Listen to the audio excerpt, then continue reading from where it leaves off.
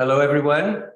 Welcome to the Veloso Tours webinar on India with live reports from our guides in India. My name is Paulo Veloso. I'm the Managing Director of Veloso Tours.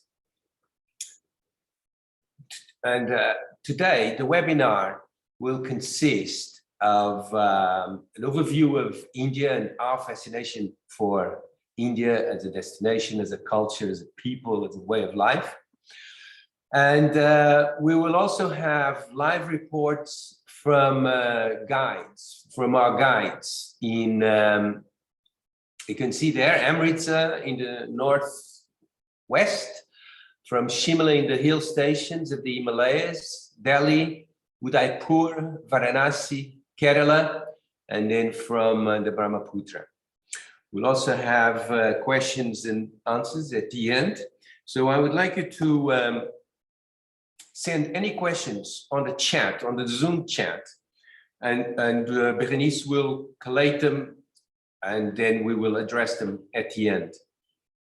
My colleagues Hugh, Berenice, and I will take you all on a tour of India. And would also ask you to use the chat, the speaker view on the Zoom to set it so that you see the person who's speaking. So it's called speaker view. And also the technology now with Zoom is wonderful, and we are being very ambitious with all these connections to our guides. Makes for an extraordinary, fascinating view and ability to make these webinars. But at the same time, I'd ask you for patience if there are any technical issues while we try to connect. We're being very ambitious, as you can see, with this technology. And we've done this before and it always worked and we've resolved everything. So just requires a bit of patience. Veloso Tours' uniqueness, we try and differentiate ourselves in reality by setting our aim to provide authentic experiences of each destination. And that gives you an in-depth perspective of what the destination, the life, the people are like. And it enhances your visit when you go there. Based on your own interests, we aim to share an understanding of local life, people, and culture. And I think that's the wonderful thing about travel. In terms of the COVID situation, we're not really going to address it much because the situation is constantly changing, and it's one thing now and then it will be something else in a few months and when you are due to travel. So we will address that when you are ready to travel, and we will provide whatever information is required. The main thing to note is that travel insurance is available with cover for COVID. Looking to the future, we have a new brochure on Latin America so that you can request it. I think we've sent the brochure to everyone in our database, but if you haven't received it, please do request it either on our website or directly with us. You can also download it on the website. We have also created a number of new tours.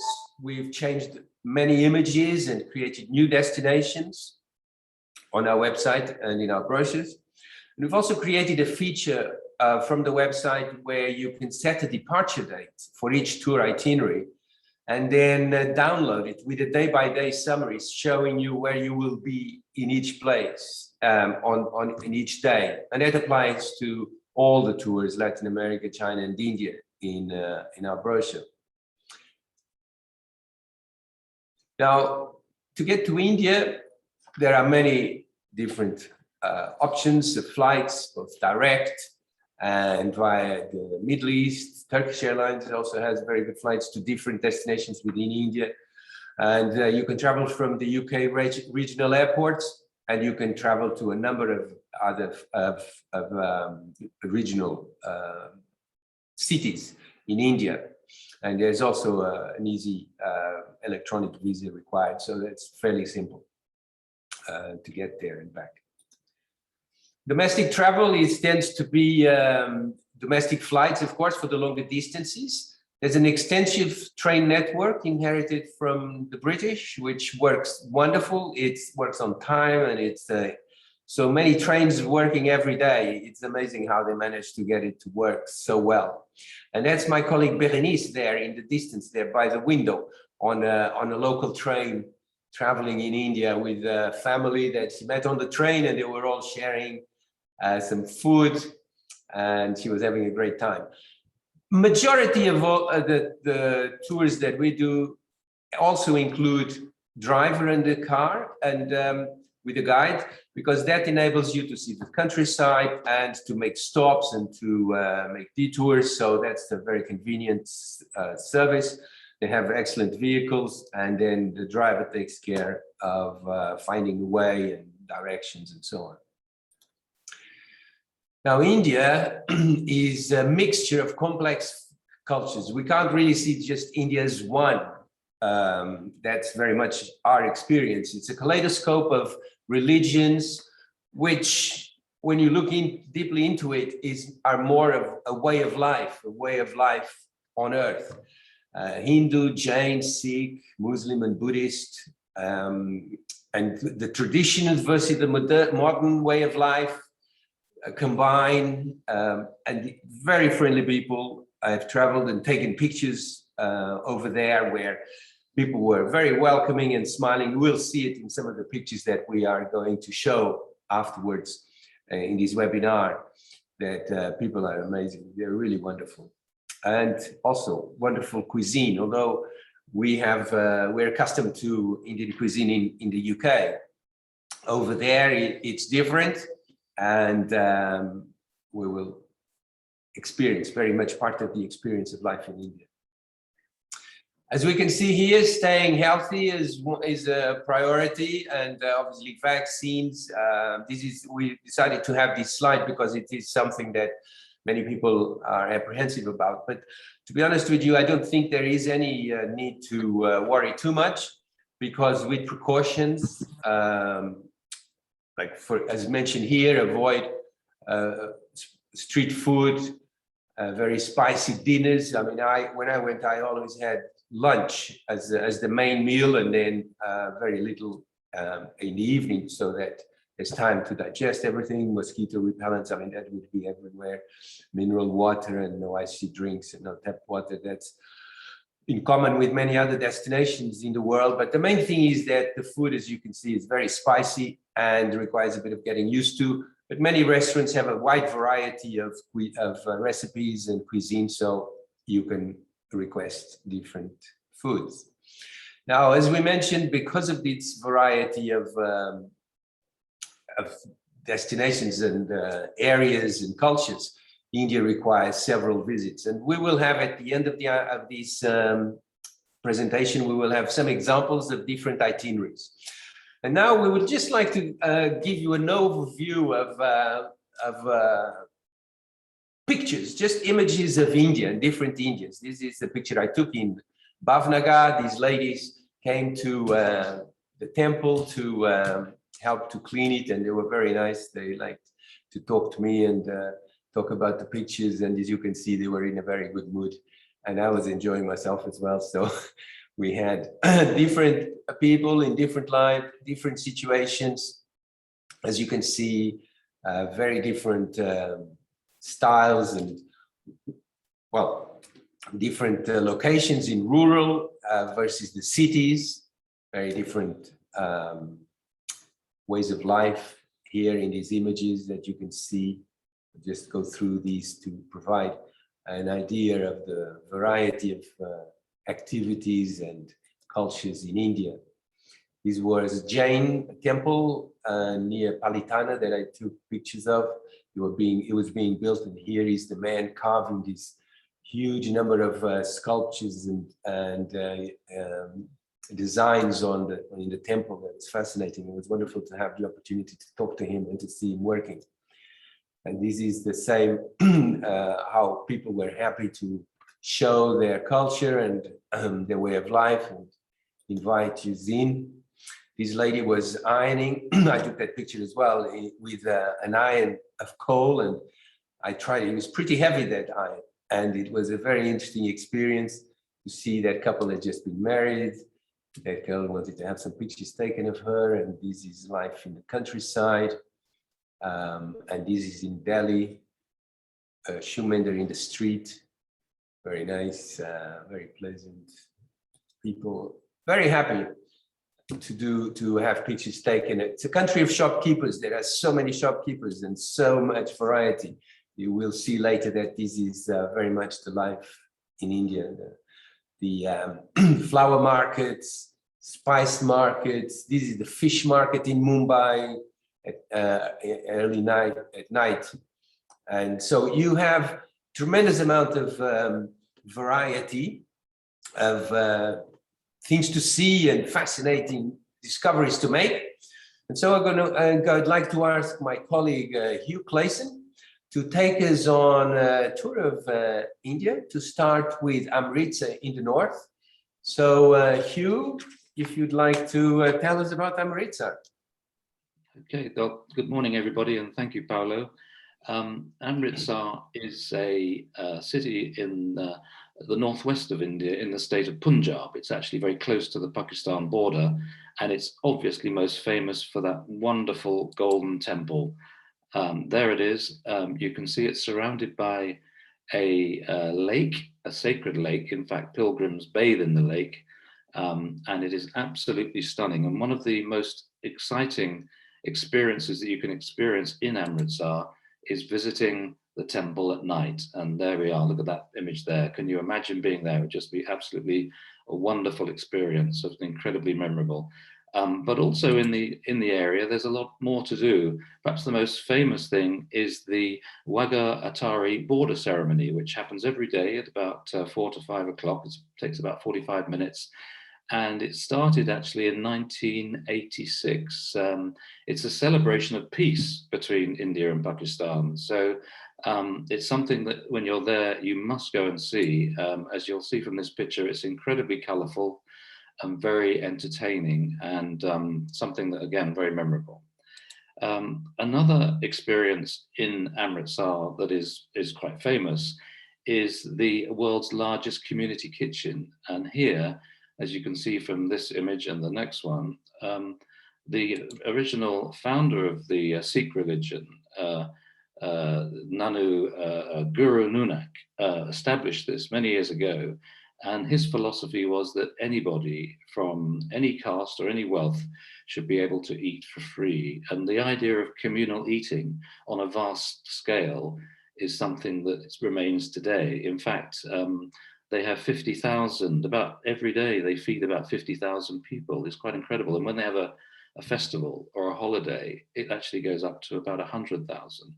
So to experience that would be quite incredible thing to do. So just a few pointers about Amritsar, but I'm very pleased now to introduce Sandeep Kumar to you. He's our guide in Amritsar, and he's going to give you a live report. So is Sandeep, are you there?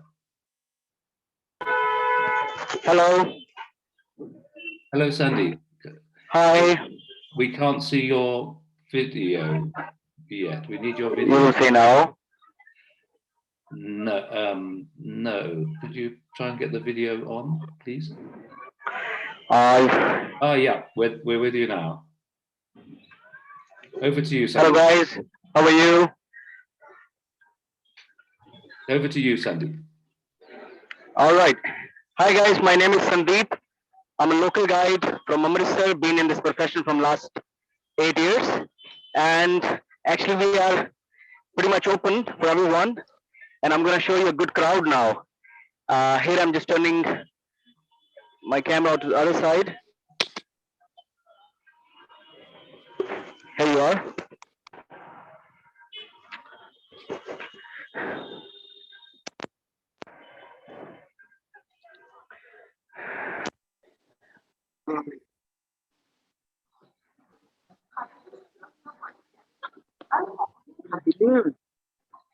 Share that. Sandeep, are you there? I'm here. We can't. Can you hear me? Ah, yep, you're live now. Okay. Chachu.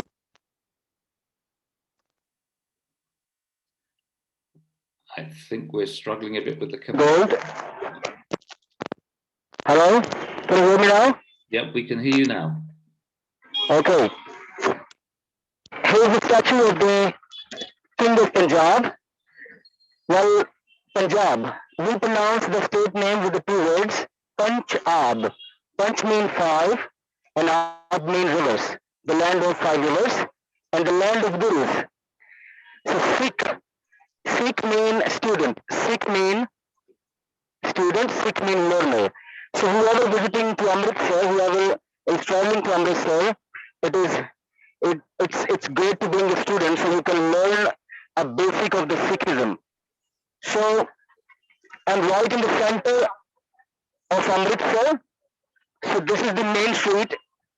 This is the main street to the Golden Temple. You can see some Sikh already just walking around with the blue color clothes wearing. So they are warriors actually. And actually, when you talk about Amritsar, Amritsar is the religious capital for the Sikh. Every Sikh has to be here at least once in a life or as many times they can. So this is a Mecca for Sikhism, this is Vatican for Sikhism, this is Varanasi for Sikhism. So the shops are open, we are set, we are welcome, we are just waiting for the tourists, and you can see the sound and delicious meal everywhere. And our state is basically very much fertile and productive state. We grow lots of fruits, vegetables, and rice throughout the years. And you must cover your head before you enter to the Golden Temple. So the man is selling the scarf, different colors of scarves. So orange is basically the religious color, saffron. So you must cover your head before you enter to the Golden Temple. I can show you some more nice shops. So people are just, so nicely enjoying the shopping. Here's some tablas, some drums.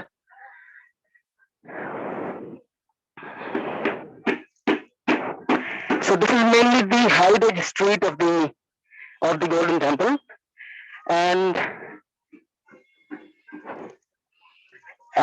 it's a little bit hot. The weather is a little bit hot now, and we are just saying goodbye to the summer. This place is very much good to see in the morning and at the night time. So the nightlife is also beautiful. So inside the Golden Temple, yeah. We've lost the image. Some issue there. And you can carry on walking through the streets once you get the image back. We do have the image, Paolo. I can see the image. Okay, sorry. So please send it, carry on. Yeah. Okay, here are the speakers. So why I'm saying speakers, we have speakers throughout the street because inside the Golden Temple, they are playing the religious music throughout the day and night. So when you start your walking, from the car parking, you get to hear the melodious religious music. So your walking distance, like 10 minutes towards the temple, is also enjoyable. And we do explain the basics of Sikhism while walking, but it's great to be inside. So we are not allowed to actually go inside the Golden Temple, but the surrounding is so beautiful. I'm telling you, you can see, it's nobody's wearing mask also because we have just few cases left in our city, and we get to see the tourists. We get to see the tourists now from India, all over the states, and people are very happy in the city. And all the shops, see the shoe shops here, traditional shops, and nice restaurants are open already. Let me take you to the spice shop. So we are, you can see some ladies are, already standing with the covering head. This is the traditional dress code of the Punjabi ladies.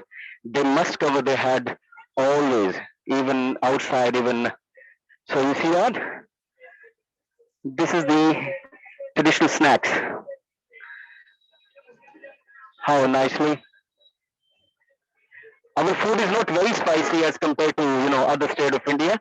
So you can also experience your lunch or your dinner anytime. Most welcome inside the Golden Temple, where they feed every day many thousand people, and it's almost busy. The man is selling actually. The man is selling the bottles. You know, Amritsar.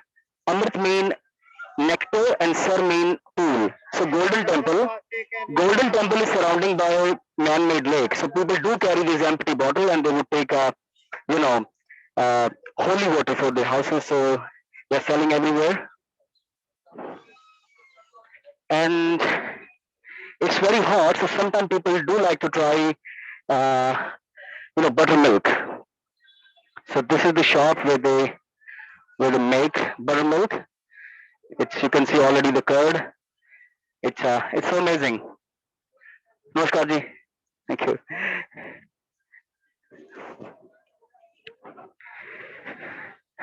I'm just heading to one of the memorial which is open only 2 days ago on 28th of September of August. So this memorial actually, it's a memorial garden where the massacre took place end of the First World War.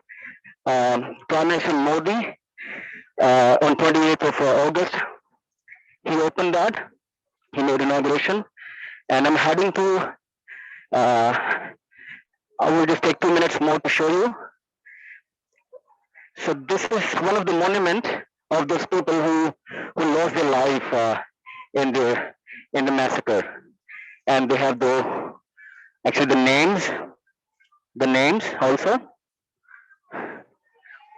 And let me just show you. There's the huge building.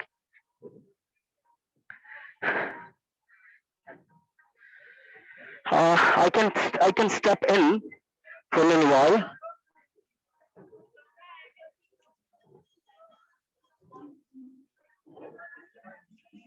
Okay, so this is the narrow street from where the soldiers went inside. The very nice work they have done it. It used to be normal street before, so after 1.5 year construction, they made it really nice, and I can see a crowdy, very busy. So people are enjoying this memorial. Sandeep, that's fantastic. Thank you so much for Okay. showing us Amritsar today. That was very, very. Thank you. Thanks a lot. Goodbye. Most welcome. Join anytime. Thanks for being. Thank you. Thank you so much. Okay. Bye-bye. Bye. Bye-bye. Thank you. Yeah. So. Thank you. Bye-bye. Bye. Bye, Sandy. Thank you very much. So I will just. We're now going to continue to the hill stations in northern India and to Shimla. And obviously the hill stations were established by the British as a place of respite to the heat of the summer.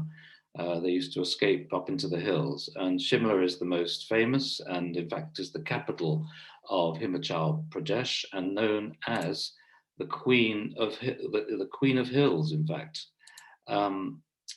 It's very much a experience of colonial India, but with a modern twist.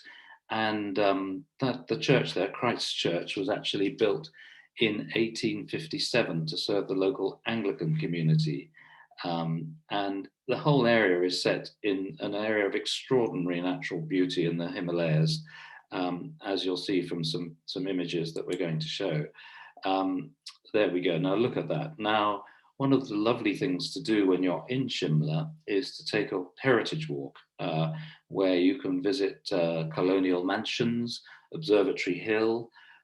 There's a house called Kennedy House, which was built in 1822 by Major Kennedy of the British Army. And of course, you can promenade and with fine views of both Shimla and the surrounding areas. And you'll find the air is fresh and clean, and it's just such a lovely place to just spend a few days. One other lovely experience is actually to take a day out to visit a local family, in fact, the Singh family, who live in the countryside, and you can experience a local village. And in that day, you can go and take a trek and a walk through the forest, and again admiring the scenery, but also have lunch with a local family who will cook, and you'll get to really understand the local way of life there. Interestingly, amongst their family home, which is a fusion of old colonial British history and modern India. So a very interesting day out there.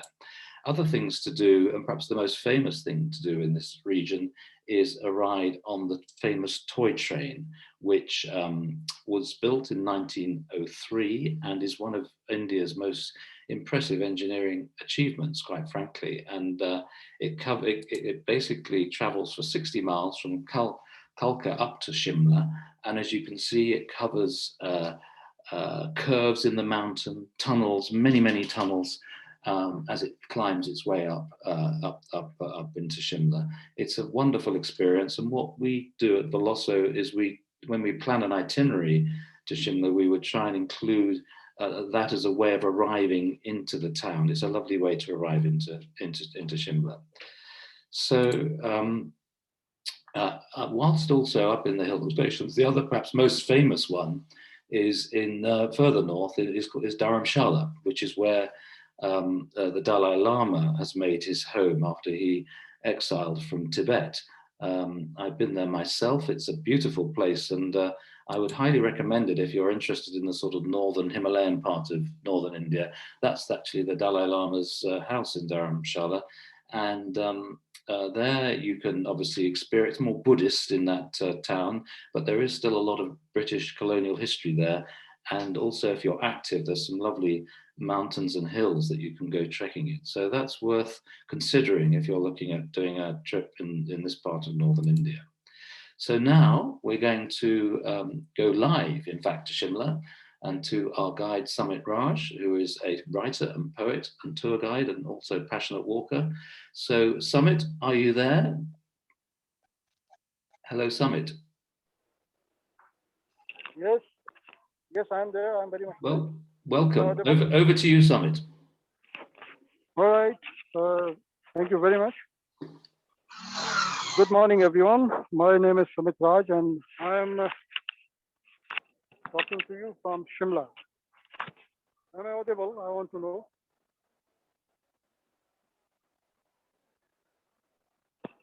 Yes. Here I am. So, like other Indian cities,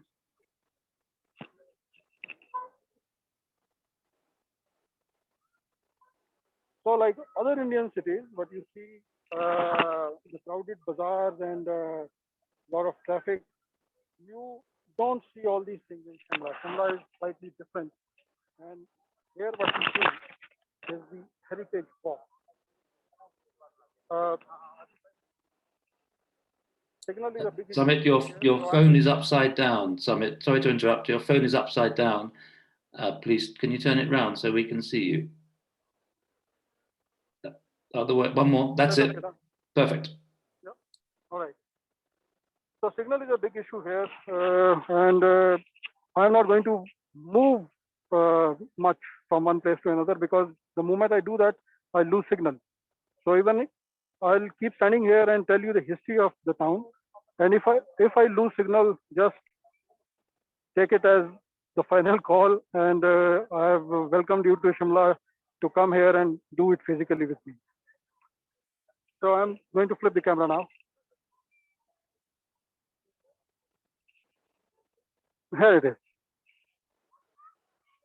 So here you can see that no traffic is there. These roads are completely trafficless. And this rule is right from the beginning, right from the British time. Mall Road, this road is Mall Road. And the ridge, here is ridge. You can see a yellow spot at the distance. which is the church. So these roads are all only for pedestrians, and traffic is not allowed here apart from ambulance and mail wagon. So how this town came into existence, how it came into being, I'm coming to that point now. Let me take you about 200 years ago from now, exactly 200 years ago from now, when these hills were constantly invaded by Gurkhas from Nepal. And they were causing a lot of trouble. They were actually expanding their dynasty to the west of Nepal. They were invading all the hills, and they had gone as far as Dharamshala. Dharamshala from Shimla is in the western direction by about 280 kilometers. So you can imagine how much distance they had covered. And in those days, the hills were ruled by very small princely estates, very small dynasties. Some of them were as small as maybe a football ground, or some of them were as big as 1,000 square kilometers or so. But thing is that you cannot challenge the mountain ability of a Gurkha. They are very strong and very robust. Even now, where I'm speaking from, this area is apple country, it is called. We grow a lot of apple here. And all the orchards are looked after by the Gurkhas. Every year in the month of March, they arrive here to work in the orchards. And believe me, one man carries 2 packs of boxes, 25 kilo each, and goes uphill. So it is very difficult to challenge their mountain ability, and that is why the problems caused by them had become a real trouble for all the dynasties, all the princely estates, and the local public also.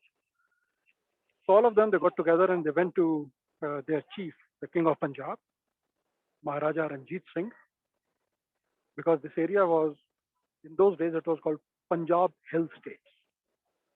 It was not a separate state. This I'm talking about somewhere in 1800s, the early years of 1800s. So King of Punjab came up with his army. He fought against Gurkhas and defeated them. Once in 1804 and then in 1808. But every time these Gurkhas came back, they returned and started causing trouble again. So, and also, yes, at that time they had also started intruding in the British territories. So the local dynasties, they got together and they went to, this time they went to the British and sought help. And this is how the British moved up to the hills. It happened in 1815. And for 6 months, they kept fighting against Gurkhas. Final battle was fought in January 1816, in which one of the Gurkha leaders suffered defeat and the other one surrendered. And then the British officers started using this place as a retreat. Samit, So that's, whatever you see here, Samit, that's really, really interesting. Thank you so much. I'm sorry to cut you a bit short there, because it was really interesting to understand how the British actually came to Shimla. I'm afraid we're going to have to, it's really good to see the images as well. The sound was a bit sketchy, but we're going to have to move on, I'm afraid now. But thank you. I'll just leave you to say your closing words, but thank you so much for joining us today, Samit. Would you just, I'll just leave you to say goodbye to us. Thank you, Samit. thank you very much. Thank you so much. Bye-bye. Thank you so much. Bye-bye. Bye. Thank you. I look forward everyone to be here. Yeah, fantastic. That was really, really good. Thank you. Thank you. Bye-bye. Okay. So I think now we're going to Delhi.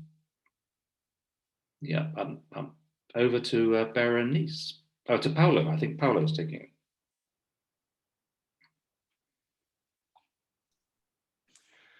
Hello. Well, this is Delhi, New Delhi. And this is the government buildings that were built by the British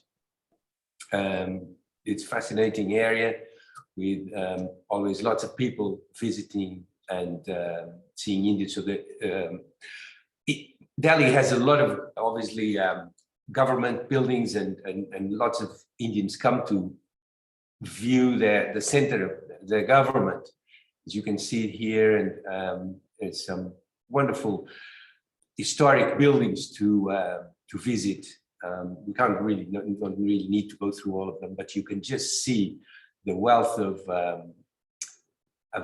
interests in and religious sites in Delhi to justify staying longer. And this is really our main objective, is to show that there's so much to see in Delhi that it shouldn't really be skipped or just staying a very short period. This is the house of a wealthy British family that had lent a room to Gandhi. And this is where Gandhi was assassinated by one of his followers as a result of disagreements. And we don't really need to go into the whole history at the moment. But essentially, for example, in this picture here at the top, you see they have reproduced the steps that Gandhi took from his room to the garden where this monument is and where he was assassinated. And this is a picture of Gandhi when he was younger. So it's a very interesting site. Here you have pictures of different markets. Obviously, in India, you would have to have a cow in the streets because they are very tolerant of cows. And these are very many images of different aspects of Delhi that you should really consider to stay, to visit, and to stay longer. And now we're going to Rashid. He will give us a report, live report from Delhi. And so, Rashid, can you please come in? Yeah, can you hear me? Yes, we can. Thank you. And can you see me now or no? Okay. So every day is a holiday in India. Every person is a doctor. Namaste, everybody. I am Rashid, the local guide here in Delhi, and I've been working as a guide for a quarter of a century, and I'm still enjoying it. I am right in the heart of the city. This is one of the sections of Delhi called Old Delhi, and literally it was named on the king who built this in the 17th century. It's called Shah Jahanabad. Shah Jahanabad. So let me just pan the camera and show you what I'm talking about. Can you see that? That's the iconic Red Fort of Delhi. And then further down here, you can see some beautiful structures. These are the Hindu temples. And then I'll take you through to another religion, that is the Sikh temple. The Sikh temple built in the 17th century. And then you have a Jain temple, then you have a church. So I would say that this particular place where I am at the moment, it has all the religions, all the religious places for worship. So people by and large live in harmony here in India. And I'm going to give you a brief history about Delhi, that Delhi was established many times, and many times it was plundered. We say that there are about 7 cities in Delhi, dating back from different eras. And when we talk about 7 Delhis, we start from the Qutub Minar Delhi, which was 1192. And then it followed the river. Every time it was plundered, rebuilt, plundered, rebuilt, plundered, rebuilt. And then 7th time when it was built, it was right here. It was a walled city which was established as the new capital of Shah Jahan, who moved the capital from Agra two here. So it has many piercings, many gates named on different aspects like Lahori Gate and Delhi Gate and so on and so forth. This particular area where I am walking you right now, this is called Chandni Chowk, and this was built by the daughter of Shah Jahan. Her name was Jahanara Begum, and it is named on the moon. They had a big pool where the moonlight used to illuminate the whole area, and it was called as Chandni Chowk, or the Moonlight Square. And there you have the famous fine dining restaurant, McDonald's. And there you church. And you can see all sorts of people here, all sorts of clothes here. This place also attracts a lot of pilgrims because the famous Sikh temple called the Seesganj, again built in the 17th century after the decline of the Mughal Empire. The Sikhs built this as to commemorate the martyrdom of the 9th Guru, Guru Tegh Bahadur Singh. This is a wholesale market, and you can see from anything to everything. And particularly the highlight of this area would be the clothes for weddings. Look at this. These are clothes for weddings, bridal outfits. And then the second attraction here you would see is the street food. This is absolutely amazing. And there you have these shops selling bangles here, again for the weddings. This particular shop, can you see, established in 1884, and they make these jalebis. If you know what jalebis are, I'll show you from a closer angle. This is the jalebi. It's like a batter deep fried in ghee or clarified butter and then dipped in sugar syrup. Absolutely yum. There you have children outfits. There you have the bride's outfits. And almost everybody is selling almost the same thing, and everybody has something to offer. Because this is not a market for the people of Delhi only. It actually caters for the entire nation. In fact, a lot of exports are done to various parts of the world where Indians are settled and they have the traditional weddings, so they will do their shopping here. Online as well nowadays is possible.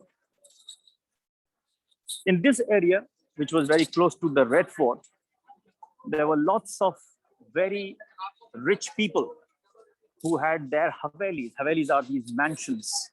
And some of these mansions are very derelict. If I pan the camera here, you can see these could be like 200, 300-year-old buildings with big bricks, fire bricks. And I'll give you a glimpse of this Sikh temple. There it is, Seesganj Gurudwara. Now, where I'm walking at the moment was not possible before April, because this road was open to all sorts of transportation. Motorized vehicles were allowed, but now it is restricted from April onwards, that one can only either take these bicycle rickshaws. These rickshaws are the lifeline of Delhi, or you can come before 9 o'clock and after 9 o'clock. So from 9 to 9 during the day, it is closed. People, when they go inside the Gurudwara, they have to go through this puddle. So automatically your feet get washed just to keep it all clean. Then wash your hands, cover your heads, and then you go. This music coming in the backdrop is the Gurubani, the recitation of the holy book of the Sikhs, which goes on 24/7. You have to obviously take off your shoes in every religious place. One has to remove the shoes, a mark of respect. These are all the trinkets, all the religious symbols. The Sikhs wear these bangles, made out of either copper, brass, steel. Some rich people also wear of gold, And there you have this free distribution of water, drinking water. Nowadays it is filtered water. Earlier people don't mind drinking straight out of the tap. And this is again the spot of the martyrdom of that ninth guru. And then you have a mosque here. Can you see? There's a mosque here. So side by side, this is the Sikh temple and this is the mosque. People live in harmony. So this was a canal, and this area was redeveloped just about 2 years ago, completely revamped. This is a snack joint called the Haldirams. It is a big brand nowadays. You can find these joints elsewhere outside India as well, America and Europe and UK. More clothes, lots of sales. And you can see that big mansion there. That is a Jain temple made out of marble, dating back to 18th century. Imitation jewelry, shoes. There are lots of employees of the shopkeepers because in the narrow alleyways, the shops will have an employee standing outside to invite you inside because you can't see what is in there. Like in this narrow alleyway, look at that. Absolutely heaving with people, but the atmosphere is electric. The enthusiasm is great and we love it. The buzz is amazing.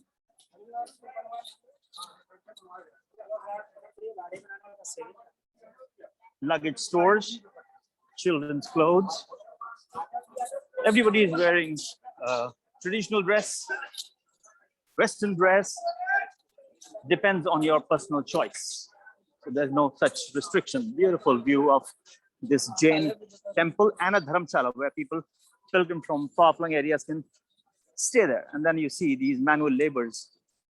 They are transporting these wares, which are not possible with a truck or a lorry because it is not allowed to ply on this side of Delhi.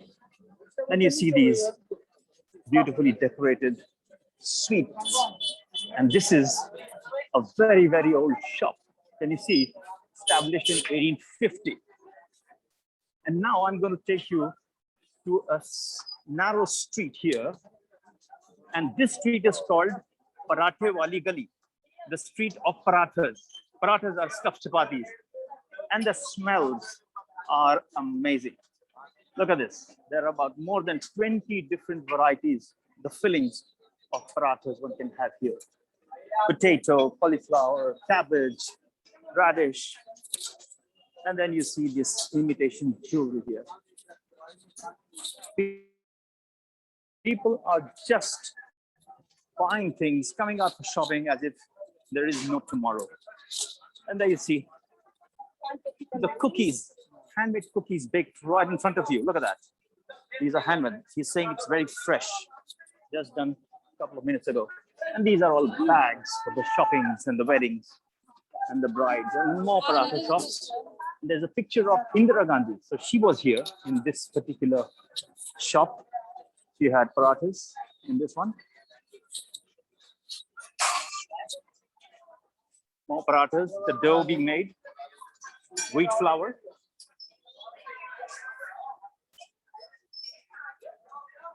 The smoke, the scent in the air of this ghee, it's mind-boggling.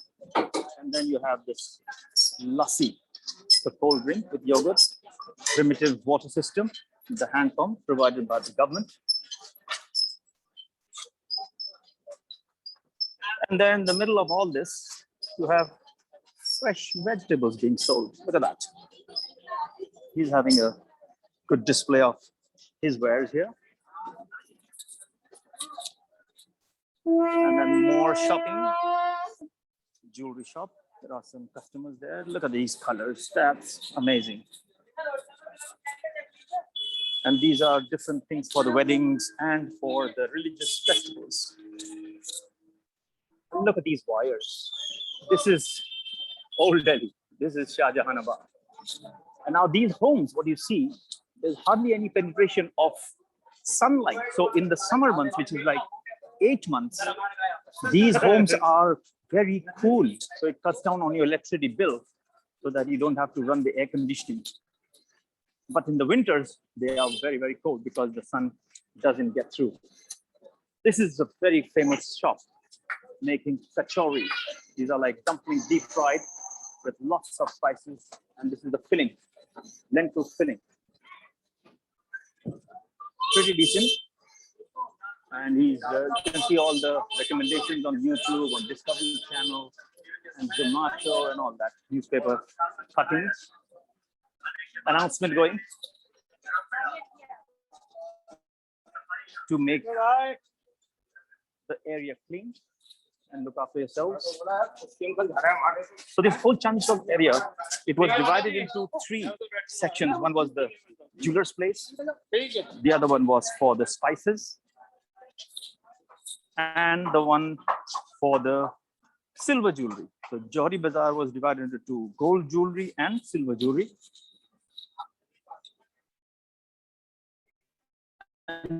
These are wires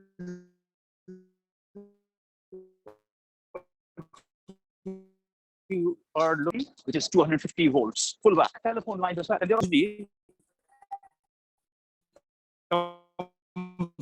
from these wires only. And when they go bad,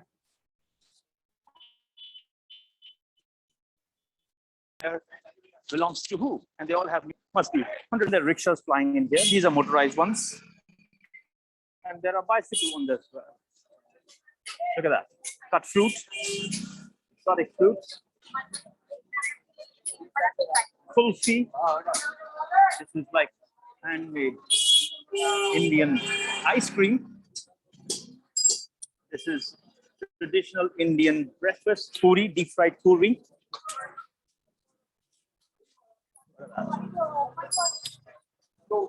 Fancy jewelry store run by a woman. Very seldom you see women business women. Mainly it is males who run the show. But nowadays you will see all sorts. It's all changing.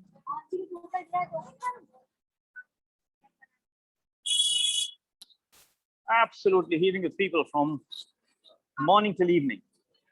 And more so when the festivals are, more so when the wedding season is. This is a snack shop. Look at that. Bread pakoras and onion bhajis and all.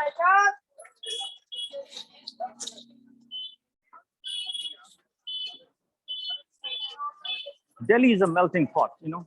People from all walks of life, people from all religions, they all come here, live here, do businesses, come here for shopping as well.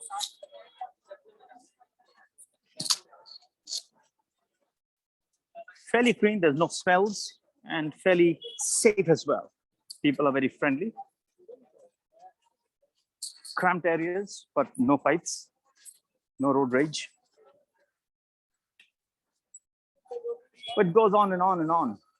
I would say that the pictures will not do justice fully. I would request you all to please plan a holiday to India and give me a chance to show you my incredible India. Thank you very much. Namaste. Thank you. Thank you so much for this introduction on Delhi. Amazing, amazing city. Definitely worth to visit. So, hi everyone. My name is Berenice. I have been to Delhi.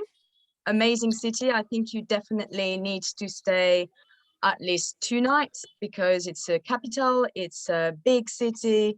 So you need at least 2 nights to visit all the monuments, just walk around and just enjoy the amazing, you know, like markets. I've been to that market. It's an amazing market. You need at least half a day there, and you can go all the way to the Red Fort, which is an amazing place to see. There are also like a sound and light show every day.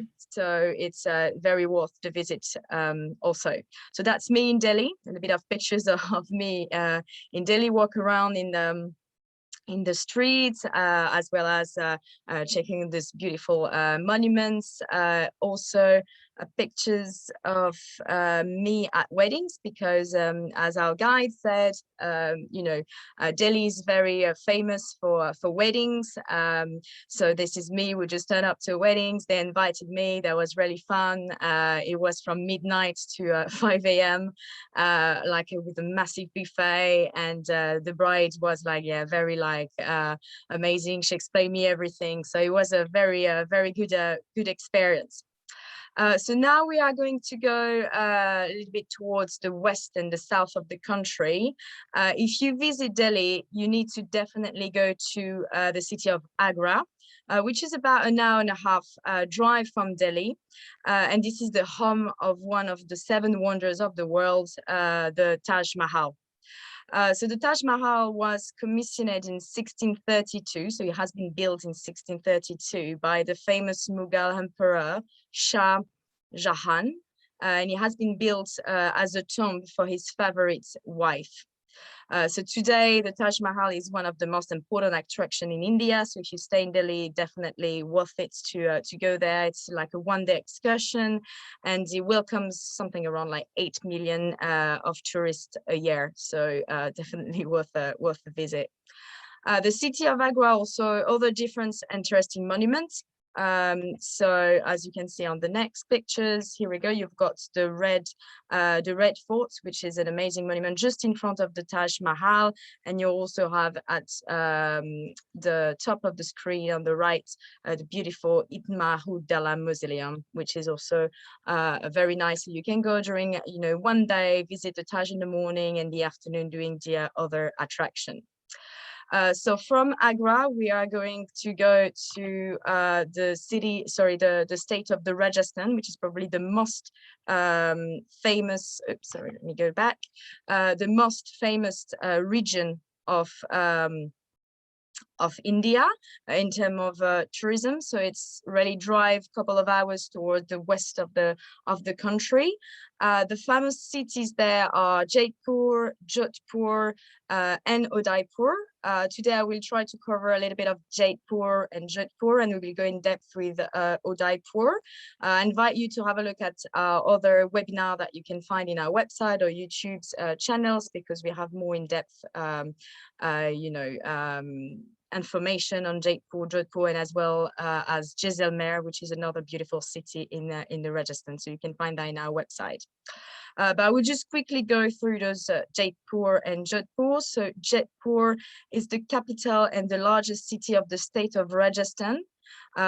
Its nickname is Pink City because, as you can see, most of its walls and monuments are covered with this pink color. So we also call it Pink City.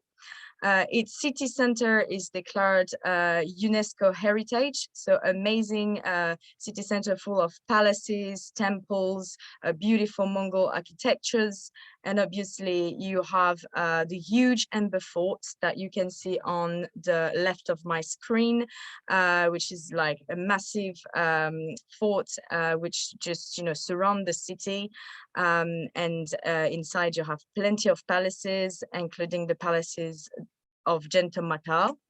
So this fort has been built in the 10th century. And yeah, you just walk around and see courtyards, palaces, museum, absolutely stunning. So that's me inside the fort, and you have another museum here on the right. So definitely an amazing city to visit. You also have Jodhpur in Rajasthan. So Jodhpur was historically the capital of the Kingdom of Mawar, which was one of the most famous kingdom of the Indian history. Now it features many palaces, forts and temple. So the city is surrounding this massive fort at the top of the hill, as you can see on the right. And this is me in the temple, completely fully like covered of marble.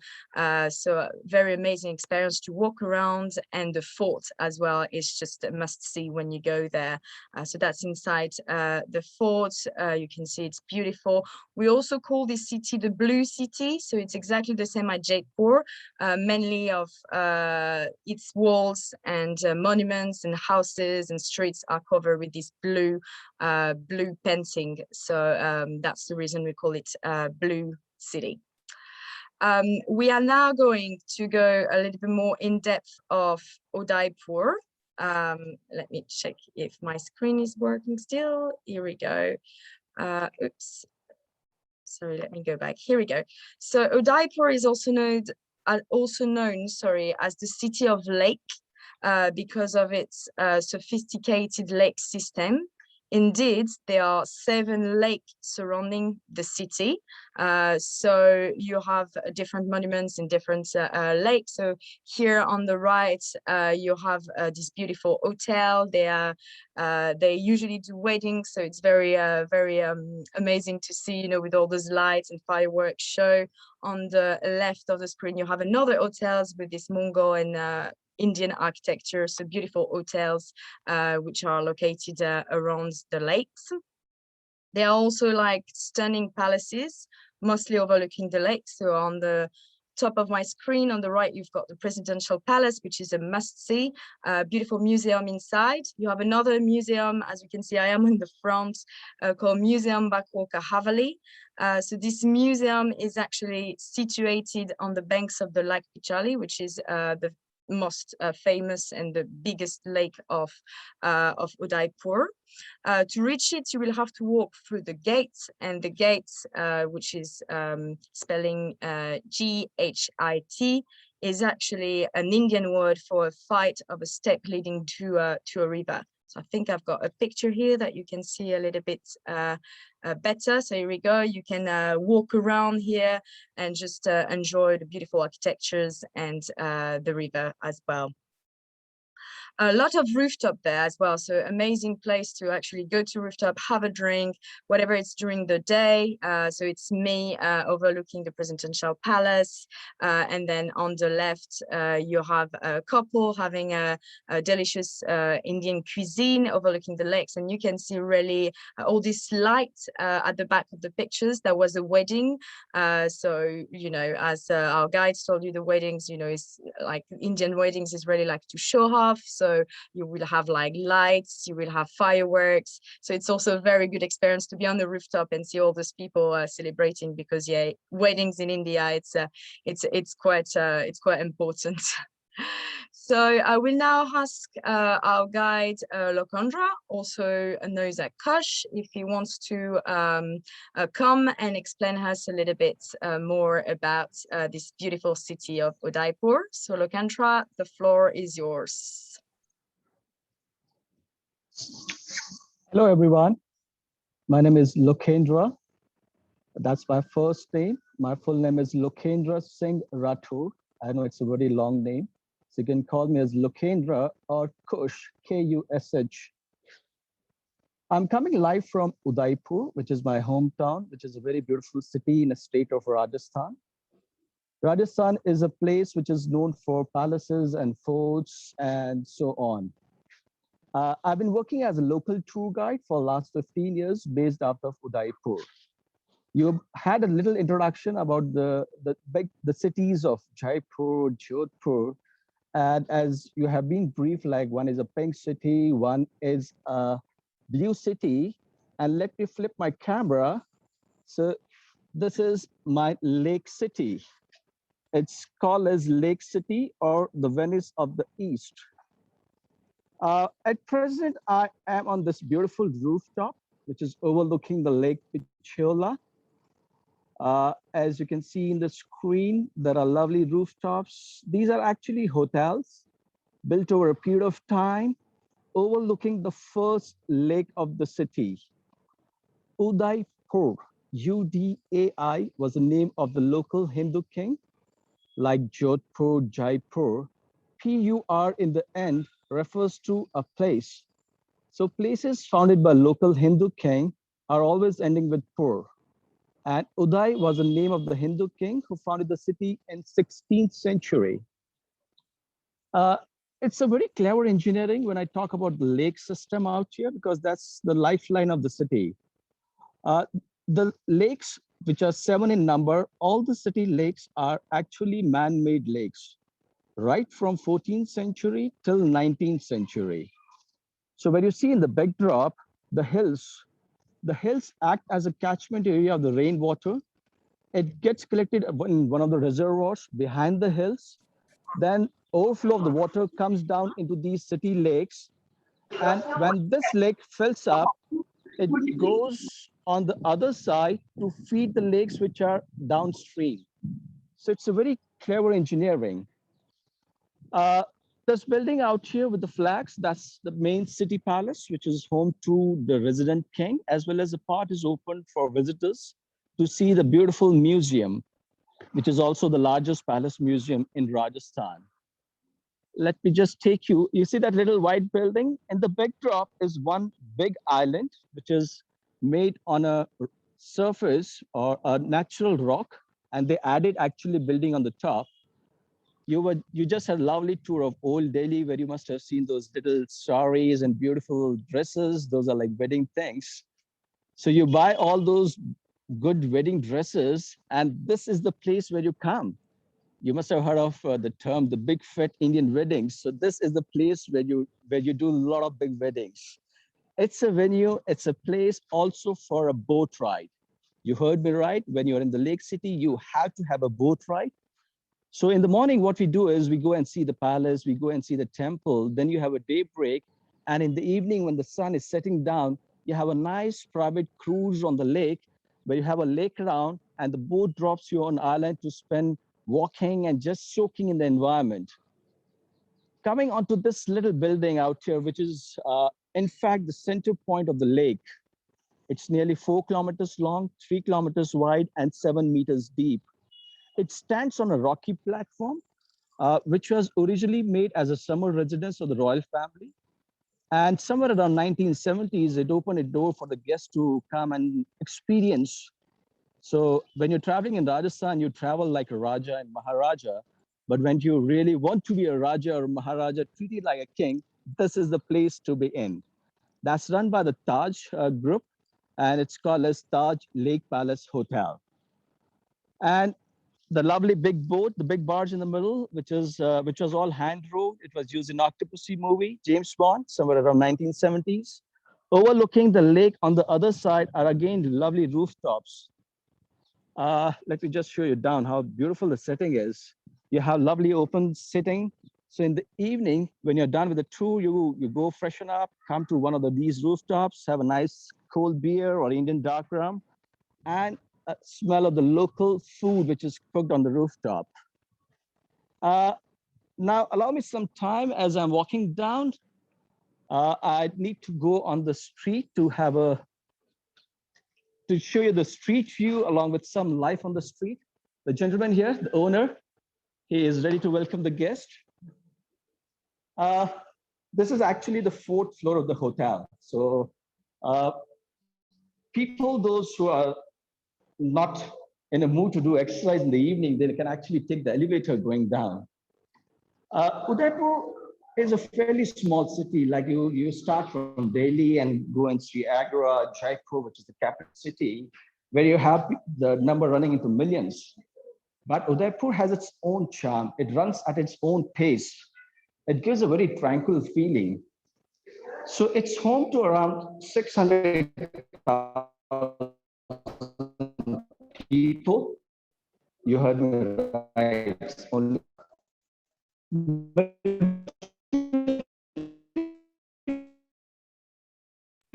the people are Hindus, followed by Muslims. Then we have a small population of Jains, Sikhs, and Christians. We're losing you As a I'm bit, moving out, Gersh. this I is think we need you to one of wait the a little bit areas to of the go hotel downstairs. where the family lives. You can see this lovely view color and nice. Up. Am I audible now? Yeah, we can hear you now. Thank you. Okay. So this is those little streets. It's more like a walking city where you actually explore everything on foot. Just to show you where I was right up there on that rooftop, and you have these little shops lined up in the daytime because not many tourists are coming in, so most of them have gone home. But you can see out here these lovely shops selling little souvenirs. This is a place we also do a lot of walking tours in the city as well as around the outskirts. So you can have like a bicycle tours, you can have heritage walk, and and we'll be coming up with water sports also.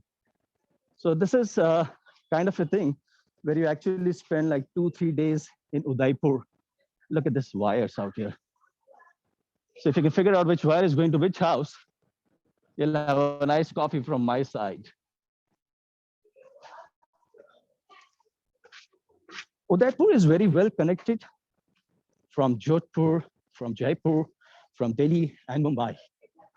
When you spend like more nights in Udaipur, and if you're open to go by car Kash, for we're like losing 4 or 5 you. hours. We're losing you. Yeah, here we go. Now we can see. Sorry, we couldn't see the image. That's so good. Thank you. Carry on. Yeah, okay. So you can actually see Ranakpur Jain Temple, which is about 4 hours drive. A beautiful temple known for its carving from 15th century. Another hour drive, you go and see. Look at this little shop here. That first level out there, nearly 200 years old, very old architecture. And it goes all the way to the rooftop. So this is how the streets are. The usual business going on. Look at these colorful saris. The people in traditional attire. Shops selling little souvenirs like little antique things. Udaipur is known for its mining. So because of zinc, you're getting best quality silver. So you can see these are like a little bit of silver articles out here. Then a man selling tomatoes on his hand cart. So pretty much it's a place where locals are also coming around here, where the visitors are coming in. The two-sided street. As earlier I was saying, like if you're open for drive, you take 3 hours drive and you go and see the Kumbhalgarh Fort, where we have the second largest continuous wall after the Great Wall of China. Yes, you heard me right, after the Great Wall of China. This is one of those little streets where you can buy these little souvenirs as a scarf, things, and people are very friendly. You can see from the mirrors, these are little wooden articles. There you see these little articles, dolls. Then we have these little cafes and hotels. So if you're tired walking, you can take a little bit of break, have a nice coffee, rejuvenate yourself, recharge yourself, and then again start a walking tour. A tuk-tuk. If you want to enjoy the tuk-tuk like what James Bond did in Octopussy movie, we also do that. One of the places in the old town where you have nice coffee, nice things to eat, like a little bit of things to eat, cafe Edelweiss. And if you happen to see this man here, is my twin brother. We both are guide, okay? So don't get confused. It was just a coincidence, not planned. Look at this lovely gate here. This gate out here, or the building is from 18th century. So in the center gate, the king used to go from the side gates. The people would be going down to the lake. So I'm basically from a rooftop all the way down to the lake. These little openings, which are closed, which have little screens, were open for like place for women to see the things happening on this side of the street as well as on the other side of the lake. And this is the museum where we have local folk artifacts, Bagore Ki Haveli, which you have seen in the slideshow. And the Ghat, the famous Ghat here. Oh, do not miss Just a minute. Do not miss this beautiful miniature painting, which is very famous from this area. It's a very fine stroke of brush. This is one of the local things to buy from here. The man on a scooter, that's a gat, Gango gat. Gat is steps going to water body. And now I am virtually down to the lake. This is a place where the locals hang around here. Let me just go a little bit down to the lake. And you see the backside of this beautiful door here. It's a lovely carving, which is made out of marble, kids swimming in the water. And these are the steps leading to water body. The water level is, now it's pretty high. We had lovely rains, in fact, for the last 2 days. Pigeons, a lot of pigeons. People selling little maize. This winter here, you can buy like a small packet, feed to pigeons. Most of the people do, part of Hindu religion.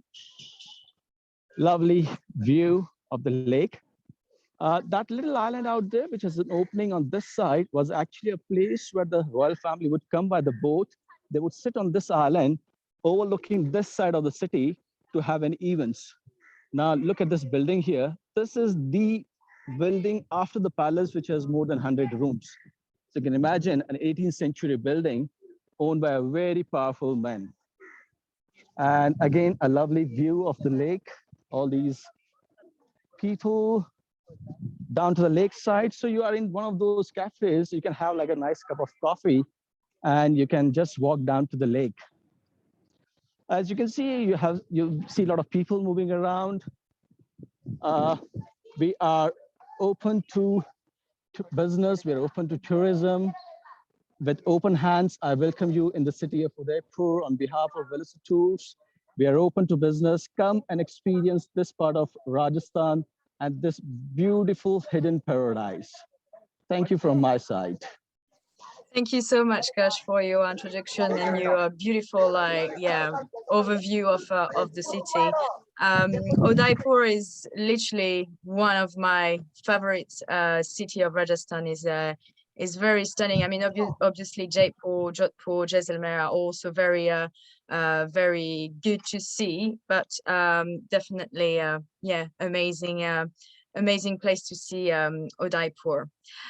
So we are now going to another city which is north of India, so northeast, called Varanasi. So Varanasi is a very, very special city. I've been there. It's amazing. It's amazing, especially for understanding Hinduism. So Varanasi is located on the bank of the river Ganges, as you can see on that pictures. It is considered as a major religious hub in India. So it is actually the holiest of the 7 sacred cities of Hinduism, Jainism, and Buddhism as well. It plays an important role actually in the development of Buddhism.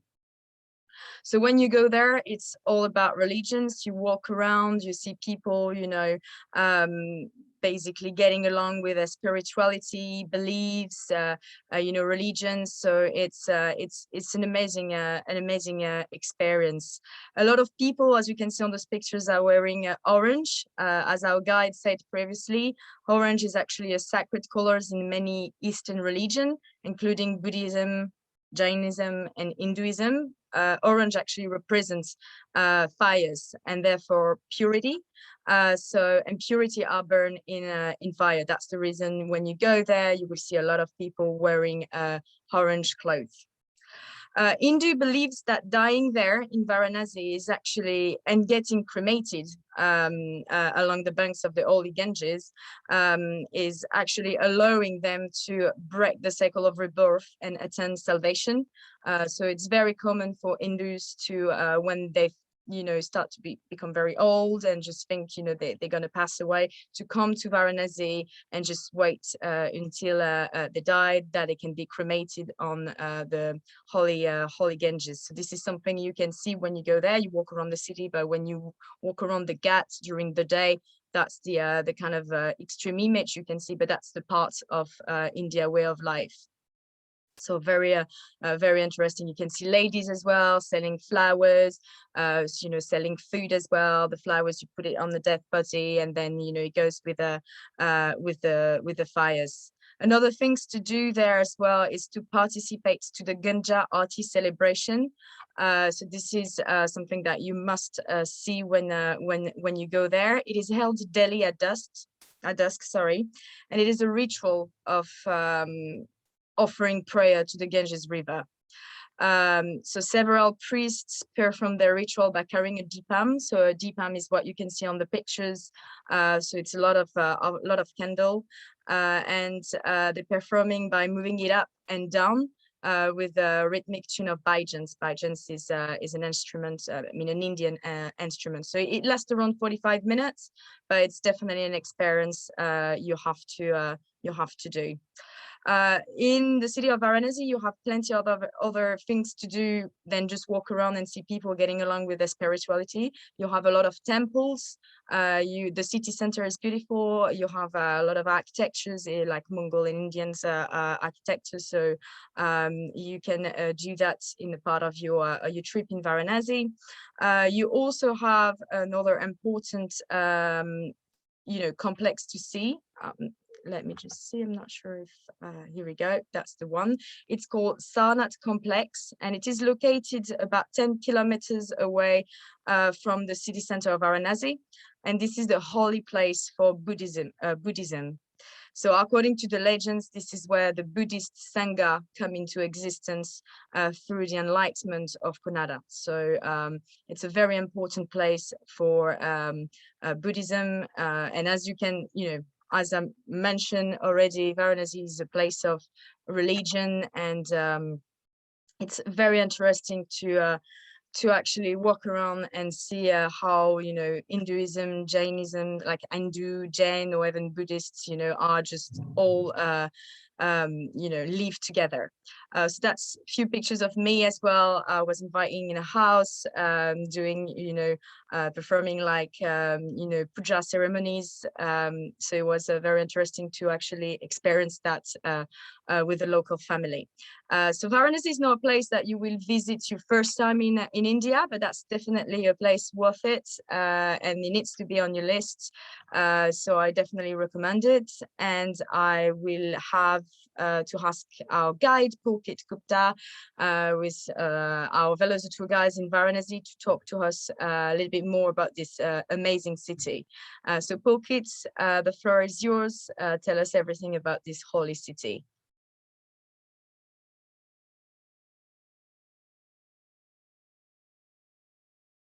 Pulkit, you're on mute, so if you can just unmute yourself.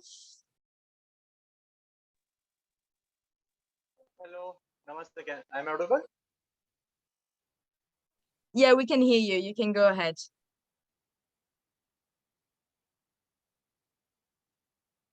Namaste and welcome to Varanasi. My name is Pulkit and I'm a tour guide since 2000 city and one of the oldest living inhabited city in the world, which is date back to 6,000 years old. That's equivalent to Indus Valley civilization. So currently the lanes, what you are seeing just behind me, it's only 2 feet in the width. And Varanasi is known for the lanes, and then also known as a labyrinth, which gets bisected into 1 into 2, 2 into 4, and 4 into 8. So now I'm going to switch the camera so that you can see the lanes and the people currently going to the banks of the river Ganges to perform the rituals and to enjoy the evening.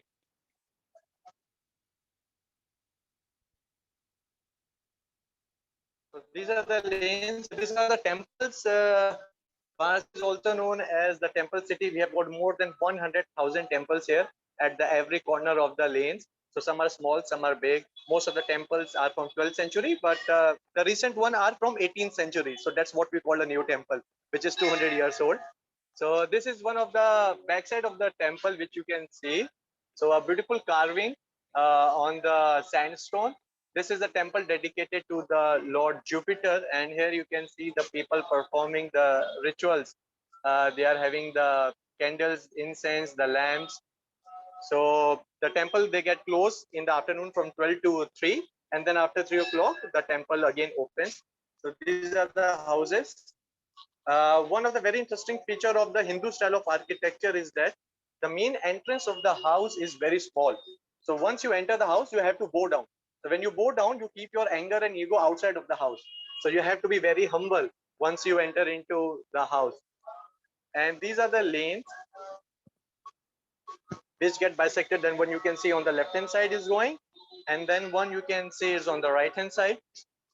Now we are coming to the main road of Varanasi. So if you will see on the right hand side, it goes to the main square known as the Dashashmekh, and then on the left hand side, it goes to the river Ganges.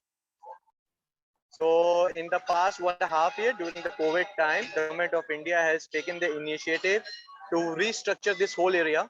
So they are making some parks. They have put down some sandstone. So it's going to be a zone by October end.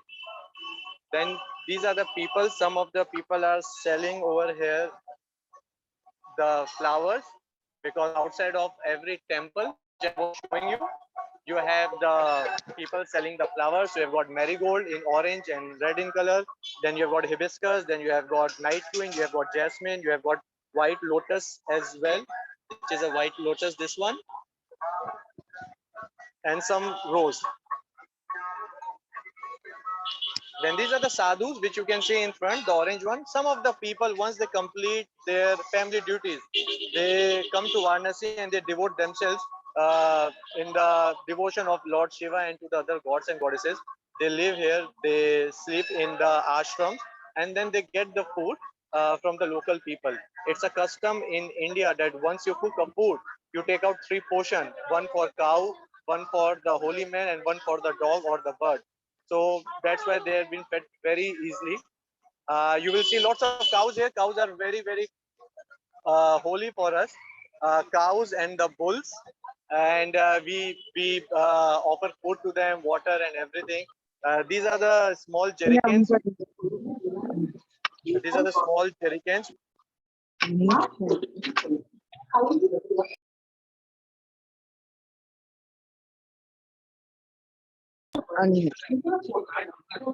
Pulkit, you're on mute. Can you unmute yourself, please? Yeah. Is it Sorry okay? about that. Yeah, Can you yeah, hear me? it's okay now. Okay. So these are other holy men. They are sitting here chilling out. So what the garland what they are wearing is the Rudraksh. It's a plant which is basically from Nepal, and the fruit it converts into these beads, and then they wear these beads, and then they do the recitation of 108 as well. The shops over here in Varanasi are all open. Domestic tourists are coming in. Most of the people have been vaccinated double dose, so there's no issue. These are some stores which they make the image of gods and goddesses out of the sandstone and of white and black marble granite as well. So this is the bull, and this is the shivling which we have inside the temple and in every home.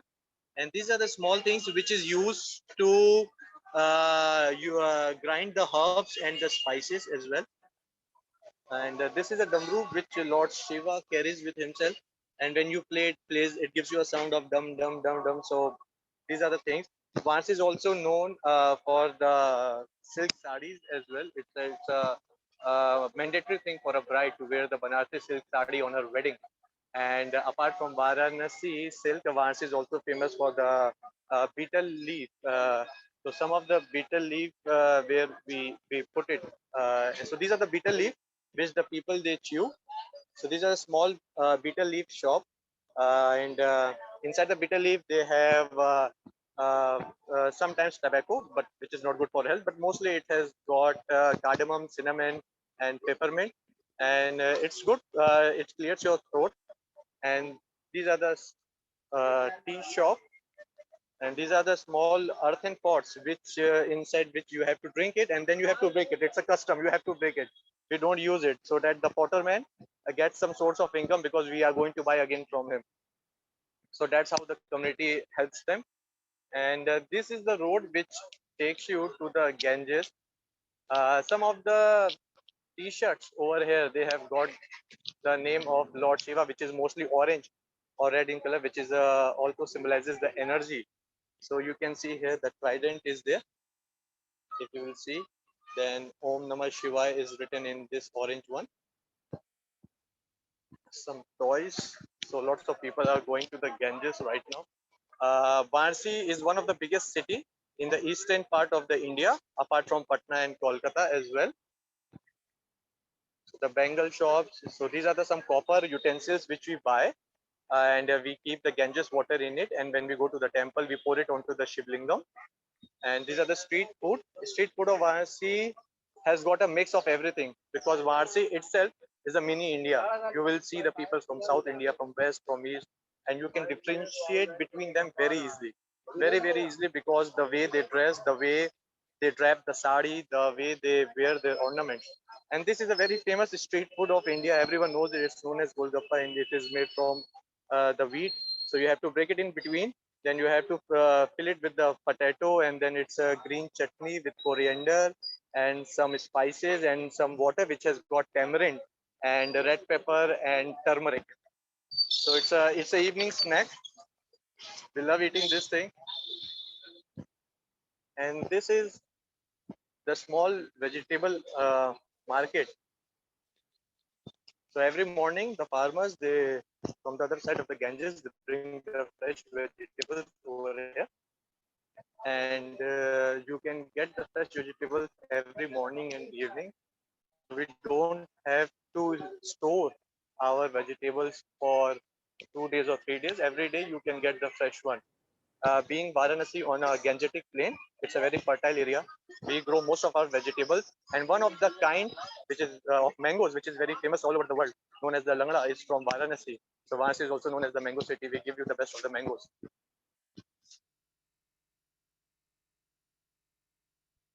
You can see the monkeys.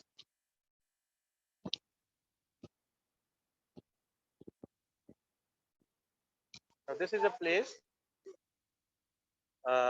where it was built by the Maharaja of Man Singh from Jaipur, and now it's been converted as an observatory and a museum as well.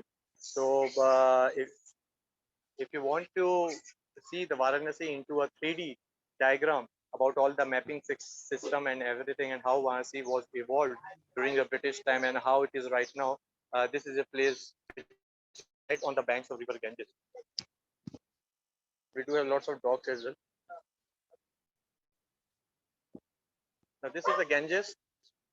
Currently, since it was raining very heavily in the upper part of the Himalayas, so the water level has rises here. But now the water is descending, and now people are coming back to the Ganges. They come here, they take bath, then they go to the temple. They carry the water in these jerrycans.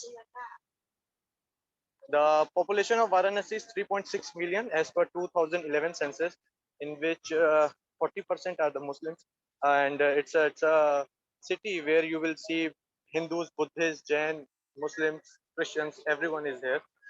And you can see the person is selling the beads. So lots of people, they buy these artificial beads. So beads in Varanasi are made from the Ganges clay.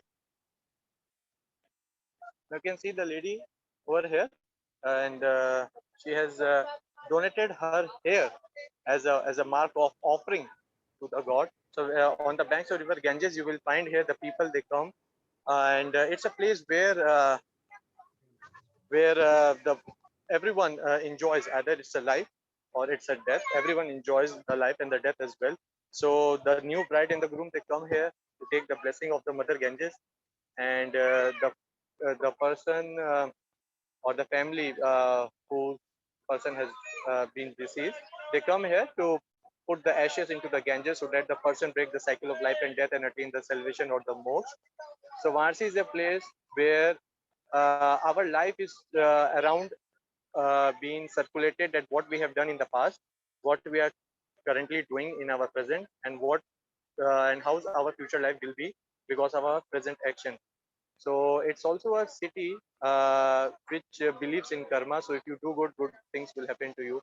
So most of the people, they come here, they try to donate some food, water to the cow or to the holy man, and to take a dip into the Ganges so that they can wash away their sin of their forefathers. So this is a city where we don't have any monuments, It's all about the river and the life, and that's how Varanasi has been evolved. On the banks of Ganges, here we do have lots of palaces which has been converted into the hotels. Some are very boutique hotels, some are heritage hotels, which are right on the banks of river Ganges, where you can see the Ganges from their reception and from their veranda. Over here, you can see the people are taking dip into the Ganges, and after that, they are going to the temple. Then in the temple, they are going to offer the milk, honey, water, flowers, incense, everything.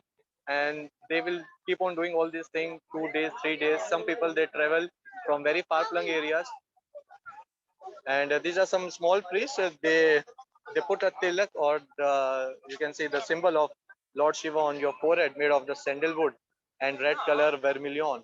Now vermilion is a thing which the women they put on their forehead once they get married. So, and apart from this, this is the ghat. Ghat means the stairs, which leads to the Ganges. So altogether, we have got 84 ghats in the 7 kilometer half moon shape. You can walk from one end to another end. Some ghats are built by the kings, some ghats are built by the administration. And the schools, what you are seeing right now, they are preparing for the evening ceremony. Evening ceremony happens here every day, irrespective of anything. It is 365 days a year. They are going to do it in this copper vessel. They are going to fill the Ganges water. Then they have got peacock feather. Then they have got the conch shell. They are going to blow the conch shell in the start. So the ceremony ends in 25 minutes. Person is very good in playing flute, and he sells the flute as well here. He's one of its kind. So Varanasi is all about culture, about the melting pot of Hinduism, Buddhism. It's all about life and death and the life after the rebirth. So again, I would like to tell you that Varanasi is not a place which you can read about in the books, or the pictures are not going to justify it. You have to come here to see it by yourself, because it's a place where you have to experience it. It's all about experience, walking in the lanes, seeing the people going to the temple, taking a dip, coming for the ceremonial things, taking a boat ride in the evening, enjoying the sunrise, which comes right from the front as well, where you can see that trees. And the whole Varanasi comes here in the evening time to enjoy the ceremony. These two pillars in front, the blue color one, are the sewage treatment plant. So before the sewage of the Varanasi, it comes to the Ganges, it's get treated here. And one interesting thing is that the sewage of Varanasi and London are identical. So in London, it used to go to the Thames. In Varanasi, it used to go to the Ganges. So I welcome you to Varanasi. We are open, we are ready to welcome you, and yeah, we will give you the best of the experience of India. It's a mini India, so you should come here as early as possible. Thank you. Thank you very much. We really enjoyed it. Fascinating place. And now we are going to jump across to Assam, where we have our guide in Assam, Nina, who's going to tell us about Assam. So, Nina, come in, please. Hello, everyone. Hi, we are in Guwahati, and all of you, welcome to Guwahati. And from once you land at the airport, then we gather in the reception area, in the seating area of the airport, wait for all the flights to come in, which is usually within an hour's time. And from there we take SUVs that are standing, and before we reach the ship, we board the ship, we visit Kamakhya temple. And it's a good omen to visit a temple in India before starting your journey. So I bring you to Kamakhya. Right behind me is one of the wings of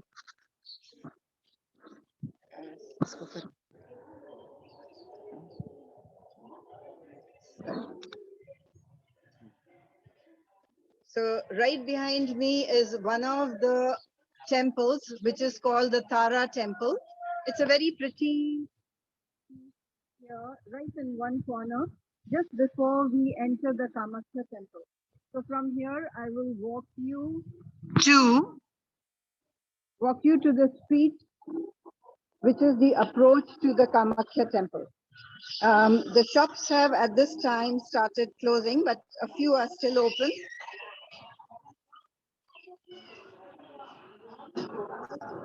So the temples all over India and the streets leading to the temple are pretty similar, but of course the areas have their own uniqueness. And here we have on the other side too, the street has all these red temples of the goddess of fertility. So now we are approaching the temple. So right in front is the gate, and we have some prasad. Prasad is the offering that we take to the temple, to the goddess. These are very colorfully decorated. Here we have the two gentlemen sitting, making sure that we are COVID free. The two lions on top, two tigers on top, which shows that it's a Hindu temple. And now we are in Kamakya. So right in front is the Shikhara, the main Shikhara, the most ancient temple. It's from the 10th to the 12th century. It was made slowly one after the other by different dynasties. So this is the older version, and it's made of stone.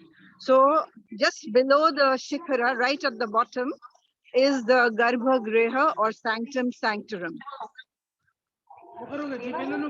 And the temple walls are beautifully carved. So let's move on to, I'm showing you the path that we generally take to come into the temple. And here we have people visiting the temple and praying to the goddess of fertility. So this goddess of fertility, that is Parvati, there are several legends attached, but one legend is that Sati, who was the wife of Shiva, was her father did not invite Shiva for one of the yagyas. Yagyas are sacrifices that are not really sacrifices, but fire that is burnt and a lot of chanting is done. So he was not invited, and Sati felt very dishonored with this, and then she immolated herself in the fire, and this made Shiva very angry. He walked around. He took her body and twirled it and did his tandav. Tandav is the dance of destruction. And then all the parts of her body, the other gods knew that if they did not stop this, then there would be destruction of the world. So Vishnu came in, the god of creation, and he used his chakra to cut the pieces of the body. And all these 51 pieces fell in different parts. So that is how the vagina of the goddess fell in this area in Kamakya. And we celebrate the goddess of fertility or desire. And right here are bells. People come to this temple and they tie these bells in case they have any wishes. And once their wish is fulfilled, then they come back and untie the bells. So this is the main temple. I will take you to a better view. I have to climb up the steps.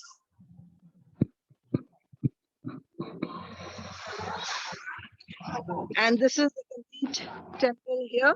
You can see the full temple, the main Shikhara. And then we walk to the other side. A whole lot of places at the moment have closed down. And the devotees are still coming in. And you see the walls are beautifully carved. No? Okay, and then this is This is the inside of the temple. I'm not allowed to take the camera in, but I can be here and show you that inside is the goddess, and the sculpture is actually gold plated, so it's heavily guarded inside. So why Kamakhya is famous? Because it's not just the goddess that makes it important, but there are 10 Mahavidyas. Mahavidyas are the great knowledge, the goddesses of great knowledge. And usually it would be wisdom, music, art, creative arts. And right in front is Shiva in his cosmic dance. And this is a very beautiful sculpture. And then we move on, and beautiful pillars. And lovely carvings. And we have the priest sitting here, and many people they're waiting for the offerings to be made. So you see that all over India, we have the orange color that the priests wear, the saffron color, but here they can wear red or pink. So you can see a priest in red and another priest in pink. And here is Shiva. And here is the goddess Parvati. And she has her 18 eyes. There are six heads and 18 eyes. So each head has 3 eyes. So, and this temple is considered very powerful. So every day, lakhs of devotees come here to to ask for their wishes to be granted. And then we have these lions guarding the area, which actually shows that this is a Hindu area, Hindu temple. So even at the gates, we had tigers. Tigers and lions depict that it's Hindu. If it's elephants, then it's usually Buddhists. So all over Assam, you will notice that there are several gates. Every area has a gate. And each of these areas that has a gate where you have an elephant on top of the lion means earlier it was Hindu and then later it became Buddhist, and vice versa. So now we are back again to the exit of the temple, as the temple authorities are asking us to leave immediately. And we'll be walking down the lane now. And so once we take this cruise that is on MV Mahabahu, the luxury cruise, we'll be going upstream. And after visiting Kamakhya, when we are in the river, then we will be sailing towards Kamakhya. And the Kamakhya is on Nilachal Hill, and even the architecture of Kamakhya is Nilachal type of architecture. And once the cruise crosses Kamakhya, that is the time we actually start our journey. So it usually takes an hour from the airport to reach Kamakhya. Then it takes about 45 minutes to be inside and see everything. There's usually a guide who will show the guests around. And then we move on with the ship we cross another temple, which is on an island, which is the smallest island of the world, smallest river inhabited island. And if you see, we have a whole lot of stuff here and lots of sweets. These are offerings and lovely trinkets that we can take along with us. Then these are flowers for offerings. And of course, our holy threads, which if you've come to India or you are going to be in India, then in every temple we tie these holy threads. And this has, in India, we have nothing to do with religion much. It is all tradition, and it's tradition that keeps us happy. So we are not really religious people, we are very traditional people. And there are several small things which are just related to Hindus or the way our life is. You see the Trishulas. The Trishul is the symbol of Trinity, the creator, the preserver, and also the one who brings the world into balance by making sure that whoever comes to this earth also moves out of the earth. So I think that is that for now. And we will say goodbye to Guwahati and move on to other parts of the river. We will be visiting Kaziranga, Silghat. We'll also be seeing a lot of weavers in Vishwanath Ghat. And then finally, we will go to Majuli, which is the cultural hub. Once the Varanasi destination and the Majuli destination starts and gets connected, this is going to be the longest cruise of the world. It'll take about 42 days, 6 weeks, and it'll be fun. People can hop on and hop off, and the cruise just goes on. And it'll be from one Vaishnav area to Neo-Vaishnav, the oldest religion or the oldest dharma in Varanasi to the Neo-Vaishnav in Majuli. Thank you so much. See you soon. I'm not. Thank you, Nina. Thank you so much. Thank you very much. Excellent, wonderful, different styles. Wonderful to hear about the mythology of Indian life and religion. Unable to turn it. Thank you very much.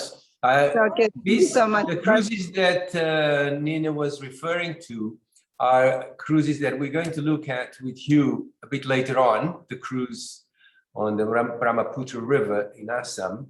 But for the moment, we wanted to go and see the temple first. And now we're going to move on to Kerala. So we're going south to Kerala, again, a completely different tradition and different way of life in India with different religion and landscapes. Here in Cochin, you have very strong European influence over the years.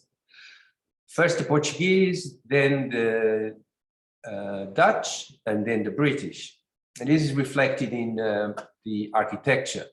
But the main thing is the town of Cochin and the surrounding area is very lush and full of wildlife. As you can see here in this national park, you have less populated for a start, and very much geared towards the environment and the tea plantations and the backwaters where we look at the cruises. So here, this area, you experience, as you can see in the pictures, a different type of environment. And our guide, Shagil, has been very interested in history. He is a great historian. He is from Cochin. He loves his city and his background. And so I'd like to ask Shagil now to tell us about Cochin and Kerala. Come in, Shagil. Hello.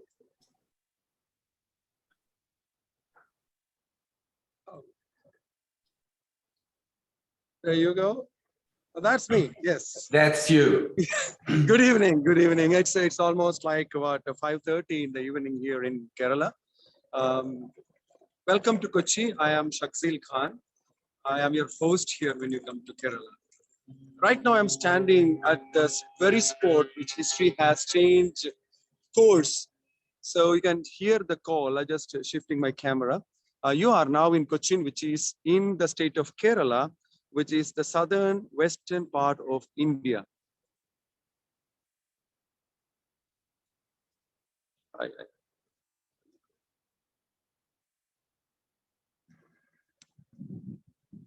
Yep, thank you very much.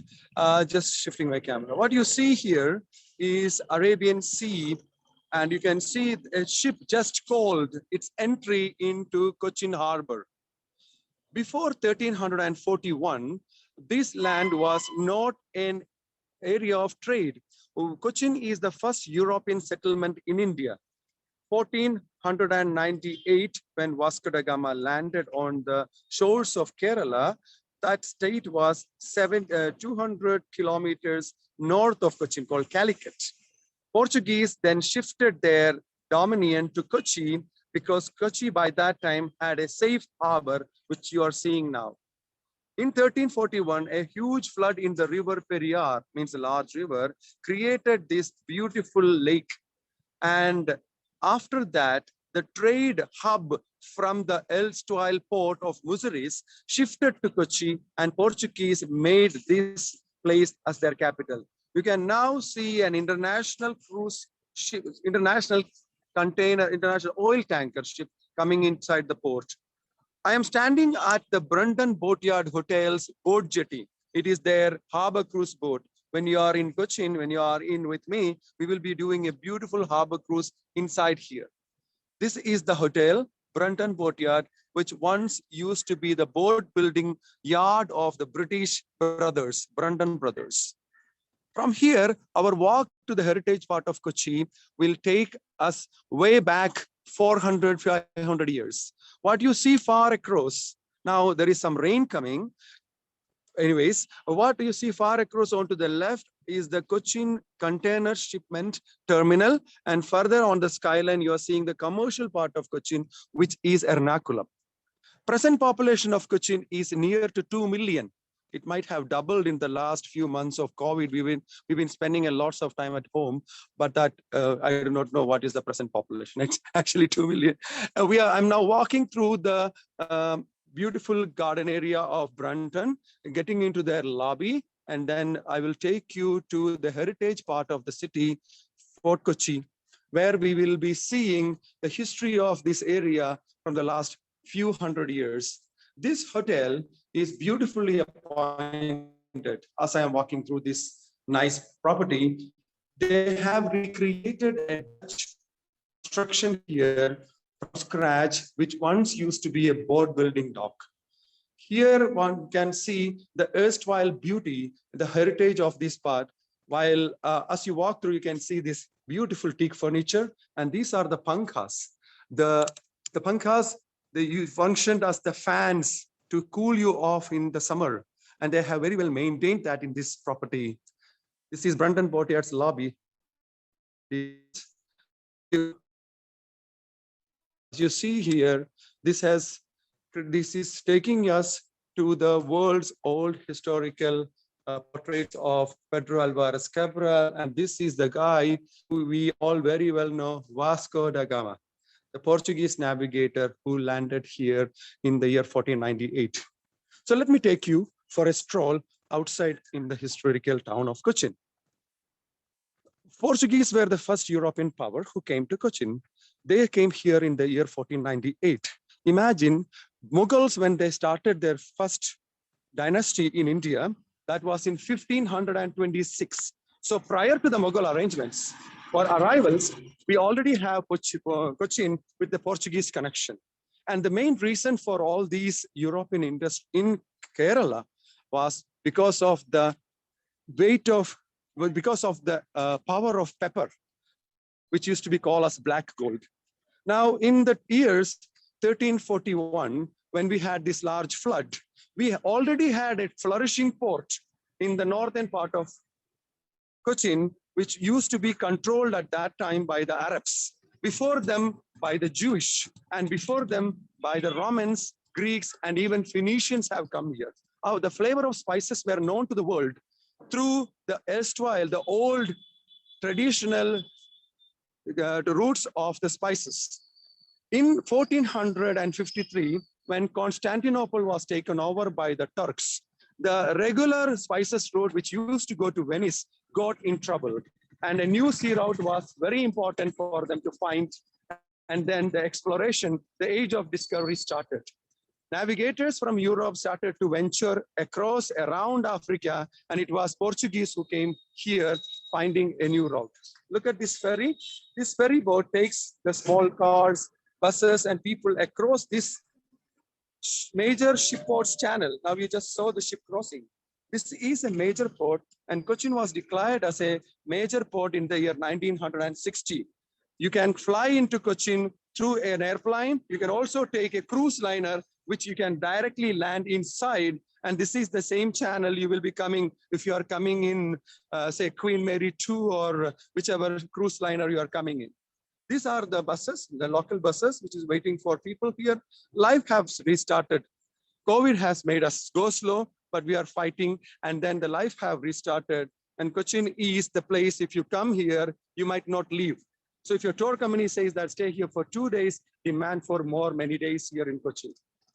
Okay, this is life. Here, what you see is the administrative headquarters of Cochin. Here we have the secondary office under the mayor. What Cochin is attracting people here, one is the heritage, the historical buildings. Other is the beautiful walk here, and then seafood, food. The best quality prawns you can ever have. Come here and we will have a wonderful evening here. The fresh catch of fish, which is brought here from the oceans and from the prawn farms, along with the fresh catch you get from these Chinese fishing nets, will make your table go very flourishing. And these are the celebrated Chinese fishing nets. Chinese were here for trade. No colonization in the Chinese time. They came here probably in search of their lost prince of the Ming dynasty. So they had come out from the Nanjing coasts, and Cochin was a refueling center for them. And after Cochin Harbor's natural formation in 1341, they made Cochin as their refueling unit place, and the locals have adapted to choose their Chinese fishing net, which is a standing example of 600 years of history. And here we have local people here. They are here to enjoy their evening catching fish. Look at this structure of the Chinese fishing nets. They are perhaps the largest manually operated fishing technique in the world. And it's all handmade and then hand repaired. Chinese probably are mega building lovers. They want to see everything big. They built the Great Wall of China, the Chinese fishing net. They brought in ginseng so they can see things big. I do not know what they brought here. Lots of other things they have brought here. We also have this huge, large pickle pot. You can hide me inside that. That's all it is. And we are using Chinese box here in the Chinese restaurants. But Chinese have left. They didn't stay here. But the people who came here and didn't want to leave are the Europeans. Mainly because of the spices and the power European nations will get because of the spices trade. Portuguese didn't establish a company. The original establishment of companies as under private limited ventures were started by the Dutch. They followed the Portuguese and reached Cochin in the year 1663. So imagine Portuguese who were here had stayed here for 163 years.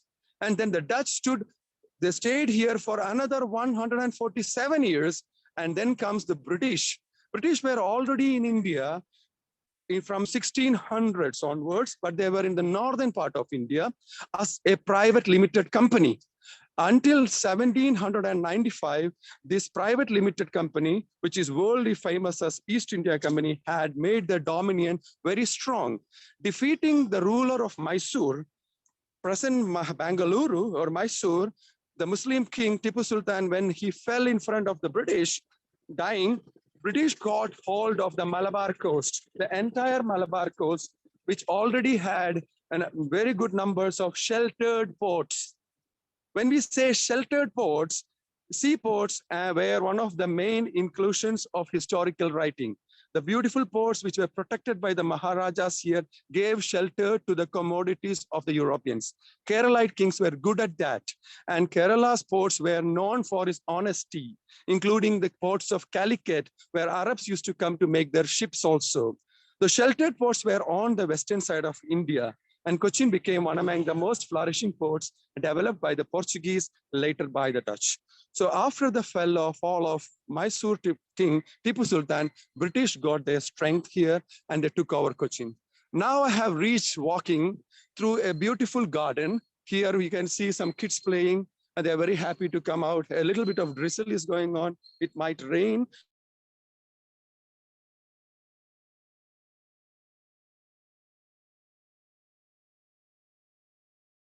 But then the kids which were built 200 years before. These were the buildings built in the time of the the time of the British. Cochin is also a destination where one can see the mix of various Semitic religions. Judaism had come to Kerala very old, one of the oldest religions from the Western world to come here is Judaism. And this house, iconic building standing here, is a traditional house built for Samuel Satukoda and his wife. When they had a little bit of an argument with the main Jewish family in Matancheri, it is said that they decided to build a house in Cochin, which is a British town at that time. These historical buildings all will speak stories at length. This Old Harbour Hotel is a very beautifully appointed boutique hotel, once functioned as a boat club. Further moving on, the main industries were run by private limited labels of Britain, like Aspinwall, India, Pierce and Leslie, Fogarts. These all companies had their offices built here in Cochin because Cochin used to be an emporium. They used to bring in tea from the Munnar Hills. Tea was introduced in South India under the British and Scottish. The highest elevation tea grown in south of India is in Kerala, in the hills of Munnar. Tea was auctioned in the ports of Cochin. So many of the tea broking companies had their investments in this city, in Cochin.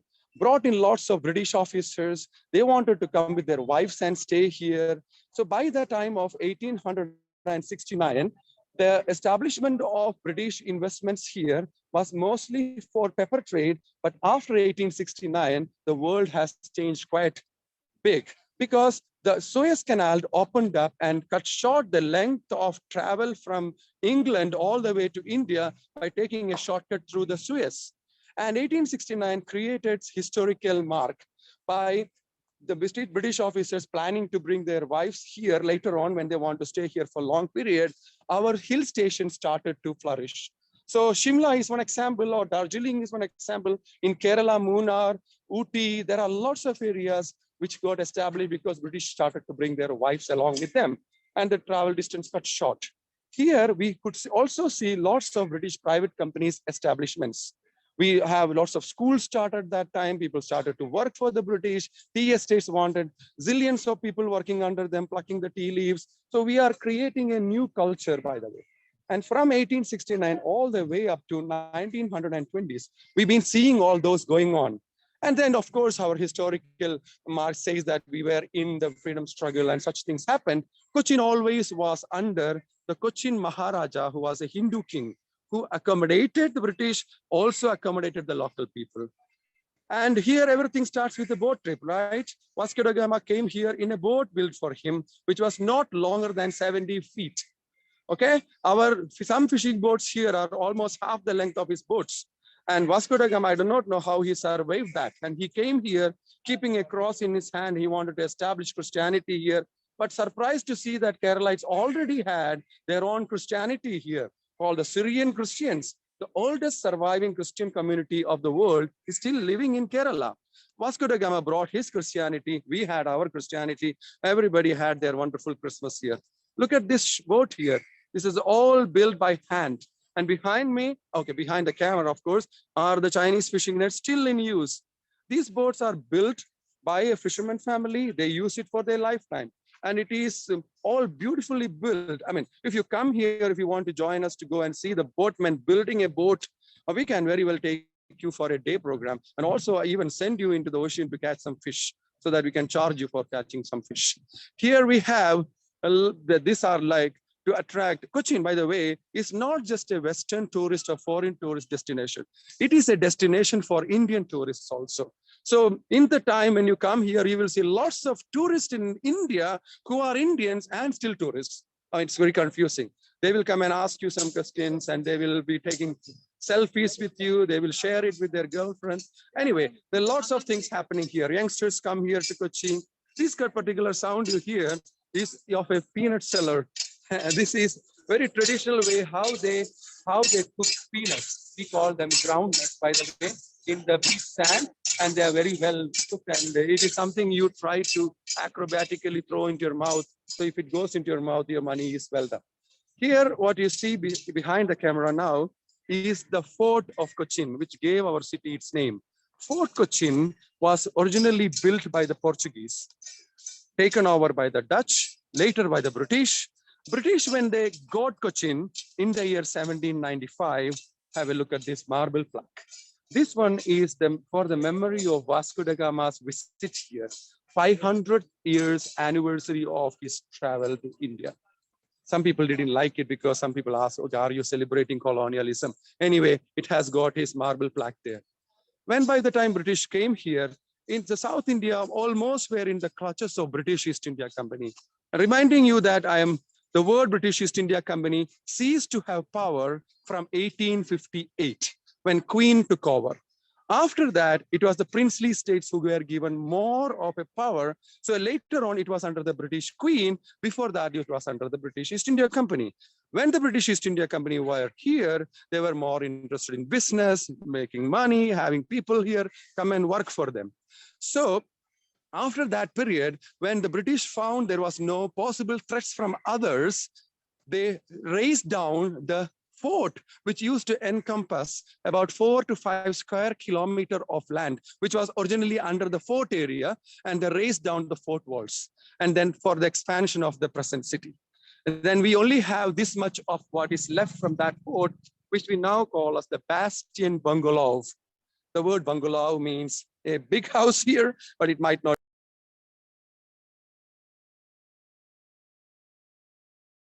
In the house of the British resident officer, they used to say that they have a tunnel which goes through the ocean to the other side. It was not very deep at that time.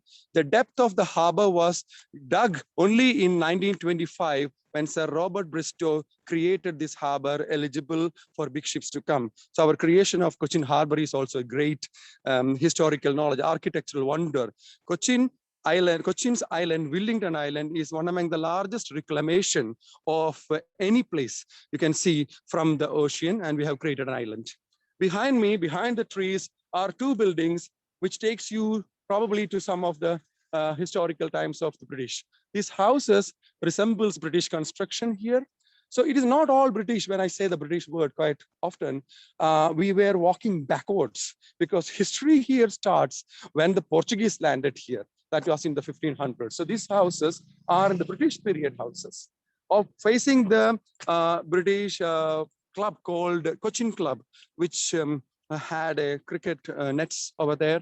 And these 2 houses here. I'm taking you to the most important buildings of Portuguese here, because when Portuguese came here, they, as I mentioned before, that they were also looking to give dealerships of Christianity to the churches here. While the Christian community here were reluctant to accept the Christianity Portuguese brought, and they stood away from it, there were many moves from Goa, the bishops of Goa, to come and convince the people of Cochin to join the Christianity which was brought by the Portuguese. So by about 1599, they were able to create a new theory for the Christianity, and Cochin became mostly Catholic. But there were resistance from the already established Christianity here, who were very happy to join the Dutch, who were Protestants. And the British have to bring their own flavor of Christianity here when they came, so they brought the English version of Christianity. So this is one church standing here, which has accepted or forcefully accepted all the 3 different forms of Christianity. To begin with, Portuguese Christianity, brought by the Franciscan friars, then the Dutch Protestant Christianity, and Anglican Christianity. So this is that poor church which is having all that flavor in it. The first European built church in the country, 1505, but it has undergone various restorations. It's beautiful from inside. I can't go inside, the door is closed. Inside, if you go, you can see on one side of the wall, we have Portuguese tomb slabs. And on other side of the wall, they have Dutch tomb slabs, because they thought that even after death, they will fight if they're on the same wall. They kept in both sides. Here you have St. Francis Church. You can see Diocese of North Kerala. Yeah. It's all about the CSI Church. It's Church of South India.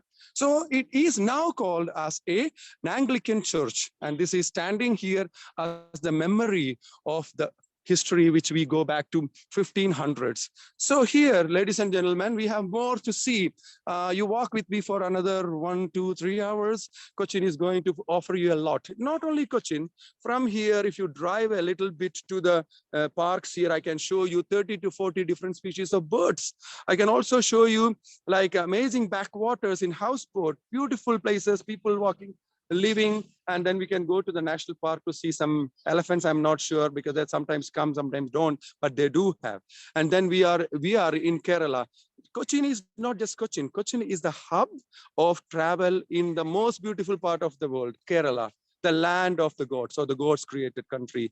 And I am here representing you from Kerala, and I want you to pack your bags and just as your ancestors did, come to Kerala, buy some spices, and spend some time with us. So this is the St. Francis Church, and I am Shakzil reporting for you. Where am I? I do not know my selfie camera. Yeah. This is it. So I'm reporting from Cochin for you, and it's been an amazing journey for the last 2 hours. I had practically traveled all the cities now. So are you. So this is southern tip of India, Cochin. From here, you don't go anywhere. You stay here with me. Thank you very much. Take care and all the best. It's not. Thank you very much, Shakil. Wonderful. When I've been to Cochin and Kerala, and I would go back. You make me want to go there again. So thank you for your enthusiasm and your presentation. You're welcome. Loved it. Thank you very much. Everybody, Thanks very much. thank you very much. Yep.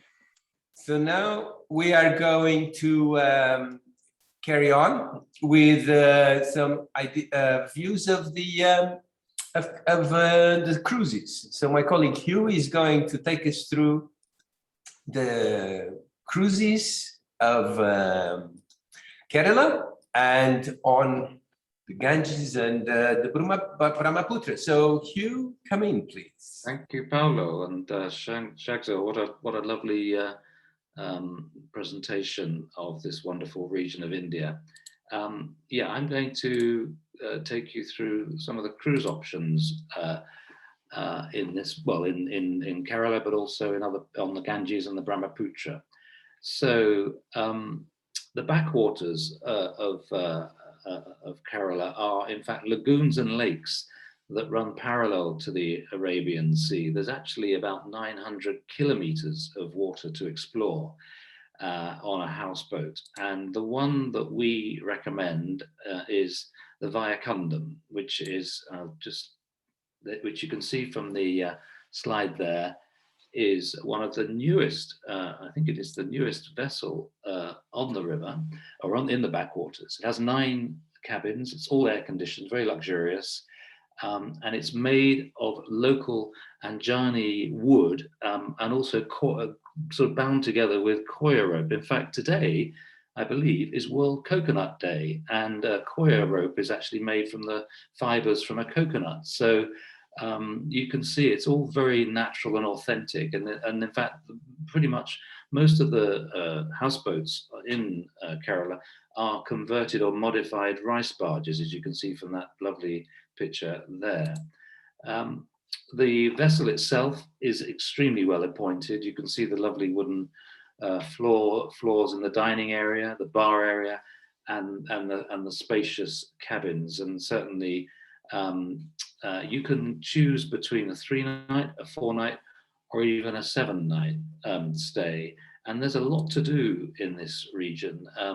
You can take a canoe ride into the smaller streams and view the birds, and you can see owls and flycatchers and egrets and other endemic species. You can see a number of temples.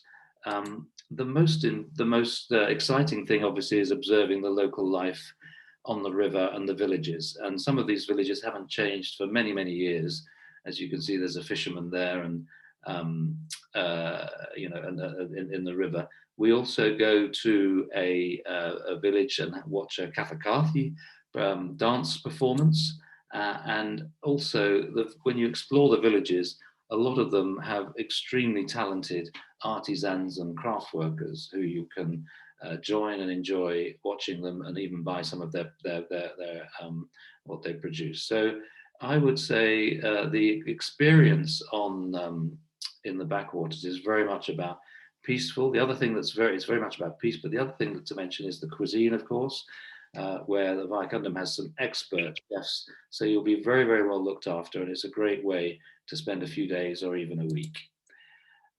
If we go back to, we obviously had that lovely presentation from Nina on the Brahmaputra. Well, she referred to the Mahabayu, and there she is, an expedition ship with double the power of most ships to be tailor-made, if you like, for sailing on the Brahmaputra. It's one of the only river cruises in the world where you can sail in the shadows of the Himalayas. And so it's the most beautiful remote region. You will not see an awful lot of traffic when you're sailing on this ship, but what you will see is some fantastic sights, which I'll tell you about in a second, but just more about the vessel itself. It's very well appointed.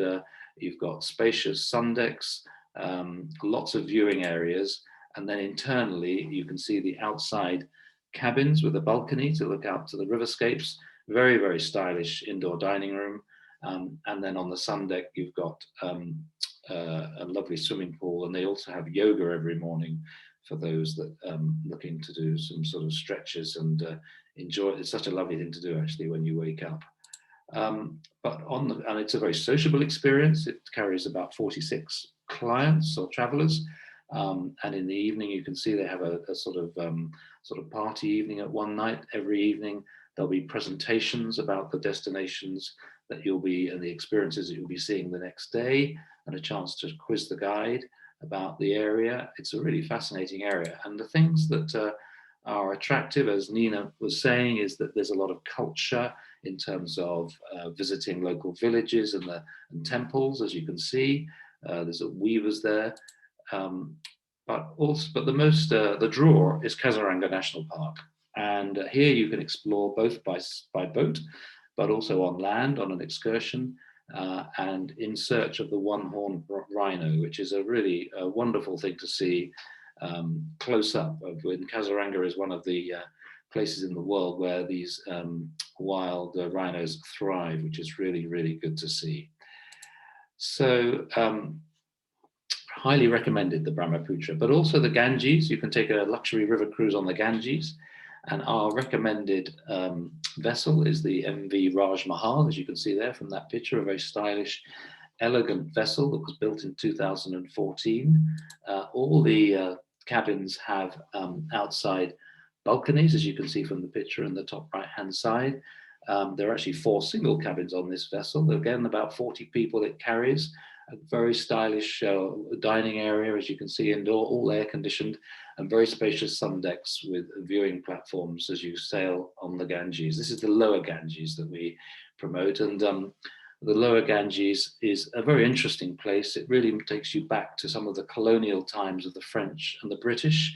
In fact, on this trip, you can visit the battlefields of the battlefield of Plessy, where in 1757, Robert Clive, who was the commander-in-chief of British India, defeated the last independent Nawab of Bengal, as an example. So that's a very interesting area to explore. There are terracotta temples. You then take walks into little small villages and see rural India at its most idyllic. It's really a rather lovely way, a very slow way. I don't know if anybody read Eric Newby's book on the Ganges, but certainly if you have, then that would be, to take a cruise like this would really bring that book to life. There you can see some of the local life. As I say, the vessel will stop at different villages and towns along the way, and you explore some of them. Another one, for example, is a brass working village at a place called Matatari, which is very, very interesting to see. So a fascinating opportunity and a trip. That's an example of some of the temples you'll see and houses you'll see, colonial houses actually on the riverside as you sail forward. So that actually concludes our live reports from all over India. I hope it's been of interest, but before we go, I want to bring it all together now by giving you a few examples of some of the itineraries that we have on our website and that we can discuss with you. So the first one is going back to where we began up in the north, is the Himalayas area. And here you can see that you can quite easily combine Amritsar with Shimla and Dharamshala in one itinerary, which works really, really well.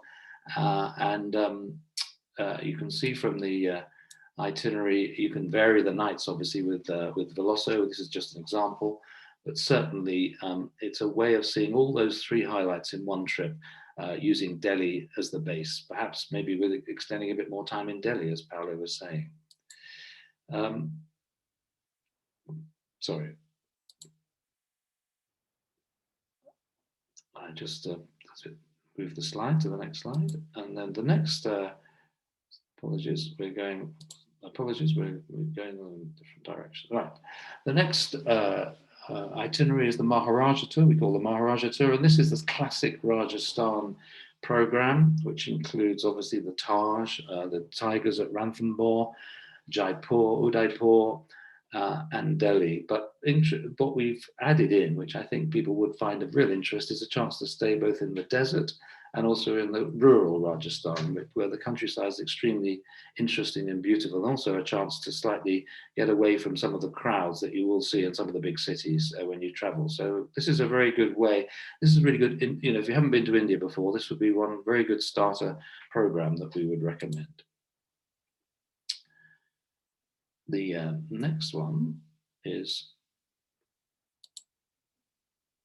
the Varanasi tour. This is where you can combine a shorter trip in Rajasthan with a few days in Varanasi, just to give you an idea of the sort of guide price, if you like. And we would say when you saw the the tour of Varanasi, you could certainly spend 3 nights experiencing Varanasi. It's an amazing place. And there's a lot to do in the surrounding areas as well. So if we wanted to go south to Kerala, then this itinerary works really well, because Mumbai, which we haven't covered today, is a fascinating entry point into India. And in the south, in Tamil Nadu, you have the Meenakshi temple, which is one of the most famous temples in India. And this tour combines that and then travels overland into Kerala to Munnar for the tea plantations and the wildlife at Periyar, and then obviously a backwaters cruise. So a really good option, I think, if you wanted to come, if you were interested in Bombay or Mumbai and the south. And a lot of people might want to combine Rajasthan with Kerala. So this option gives you that ability to do that. As you can see, opportunity to see tigers in Ranthambore, and then using domestic flights fly down to Kochi for a week or so or more. And of course, one thing we haven't covered today is the beaches in Kerala. There's some fantastic beach resorts. So for a lot of people, they will do the cultural activities in the backwaters and then spend a few days relaxing on a lovely beach on the Kerala coastline. If we wanted to combine a program with a Ganges river cruise, then this would be one for you, where you again could do a lovely tour of Rajasthan and then fly to Varanasi for a couple of nights, and then continue to Calcutta, and then do the cruise on the lower Ganges or the Hooghly for 7 nights, as I mentioned earlier. Very, very fabulous program, combining a cruise and a tour. And finally, this is just to give you an idea of how you would travel on the Mahabayu, on the Brahmaputra. The entry point is Calcutta. Certainly a lot of people would want to stay longer than 2 nights. We've just got 2 nights here, but you can do as many nights as you want. And then you fly to Guwahati and then take the cruise. It's a wonderful program and one that we would highly recommend. And I think that's come to the end of our presentation. I'm now going to hand you back to Paolo. Thank you very much. Paolo? You're on mute, Paolo? But so far from the chat mailbox, we don't, sorry, from the chat box, we don't have any question. If anyone has any question, you can go on now. Does anyone have any question? Well, we're always here to answer any questions. You can contact us at any time by email or by telephone. As you can see, India is a fascinating destination. We have another webinar on our website on India, which was done in April, which does not have so many guides reporting live, but it has a very interesting combination, more focusing on the Rajasthan and Gujarat and Mumbai. So different cities, the two actually complement each other, these two websites. So these two webinars are worth visiting both. But on this one, I would just like to say thank you very much also to all the people in India who organized and who came from home to the streets and to the various locations to show their country and to show exactly life is going on, that everything is reopening. At the moment, it's now possible to visit India from the UK, and obviously gradually this will open up more. So do come and visit. This picture is a picture that I took in India, and you can see how these lovely ladies were so happy to have their picture taken, and this amazing backdrop. And really, my experience was one of very friendly people wanting to interact, to show, to find out about life in the UK, and tell us about their own lives. Very happy with their environment and their lives. Don't mean necessarily that's everyone, but certainly on a 3-week trip, which I traveled overland from Mumbai all the way to Delhi through Rajasthan and Gujarat, I had an amazing time. And I think India is fascinating. Berenice has also had a wonderful time, as you saw there, with their traveling on the local buses. And Hugh has visited many destinations in India. And those cruises are a wonderful way to enjoy the staying in one place without having to pack and unpack, and with the boat taking you on daily excursions ashore. So please contact us, and thank you very much to everyone at Veloso Tours and in India. You've done a great job. It really makes me want to go to India. And thanks a lot for this presentation. Thanks, everyone. Bye-bye. Bye-bye. Thank you. Bye-bye. Bye-bye.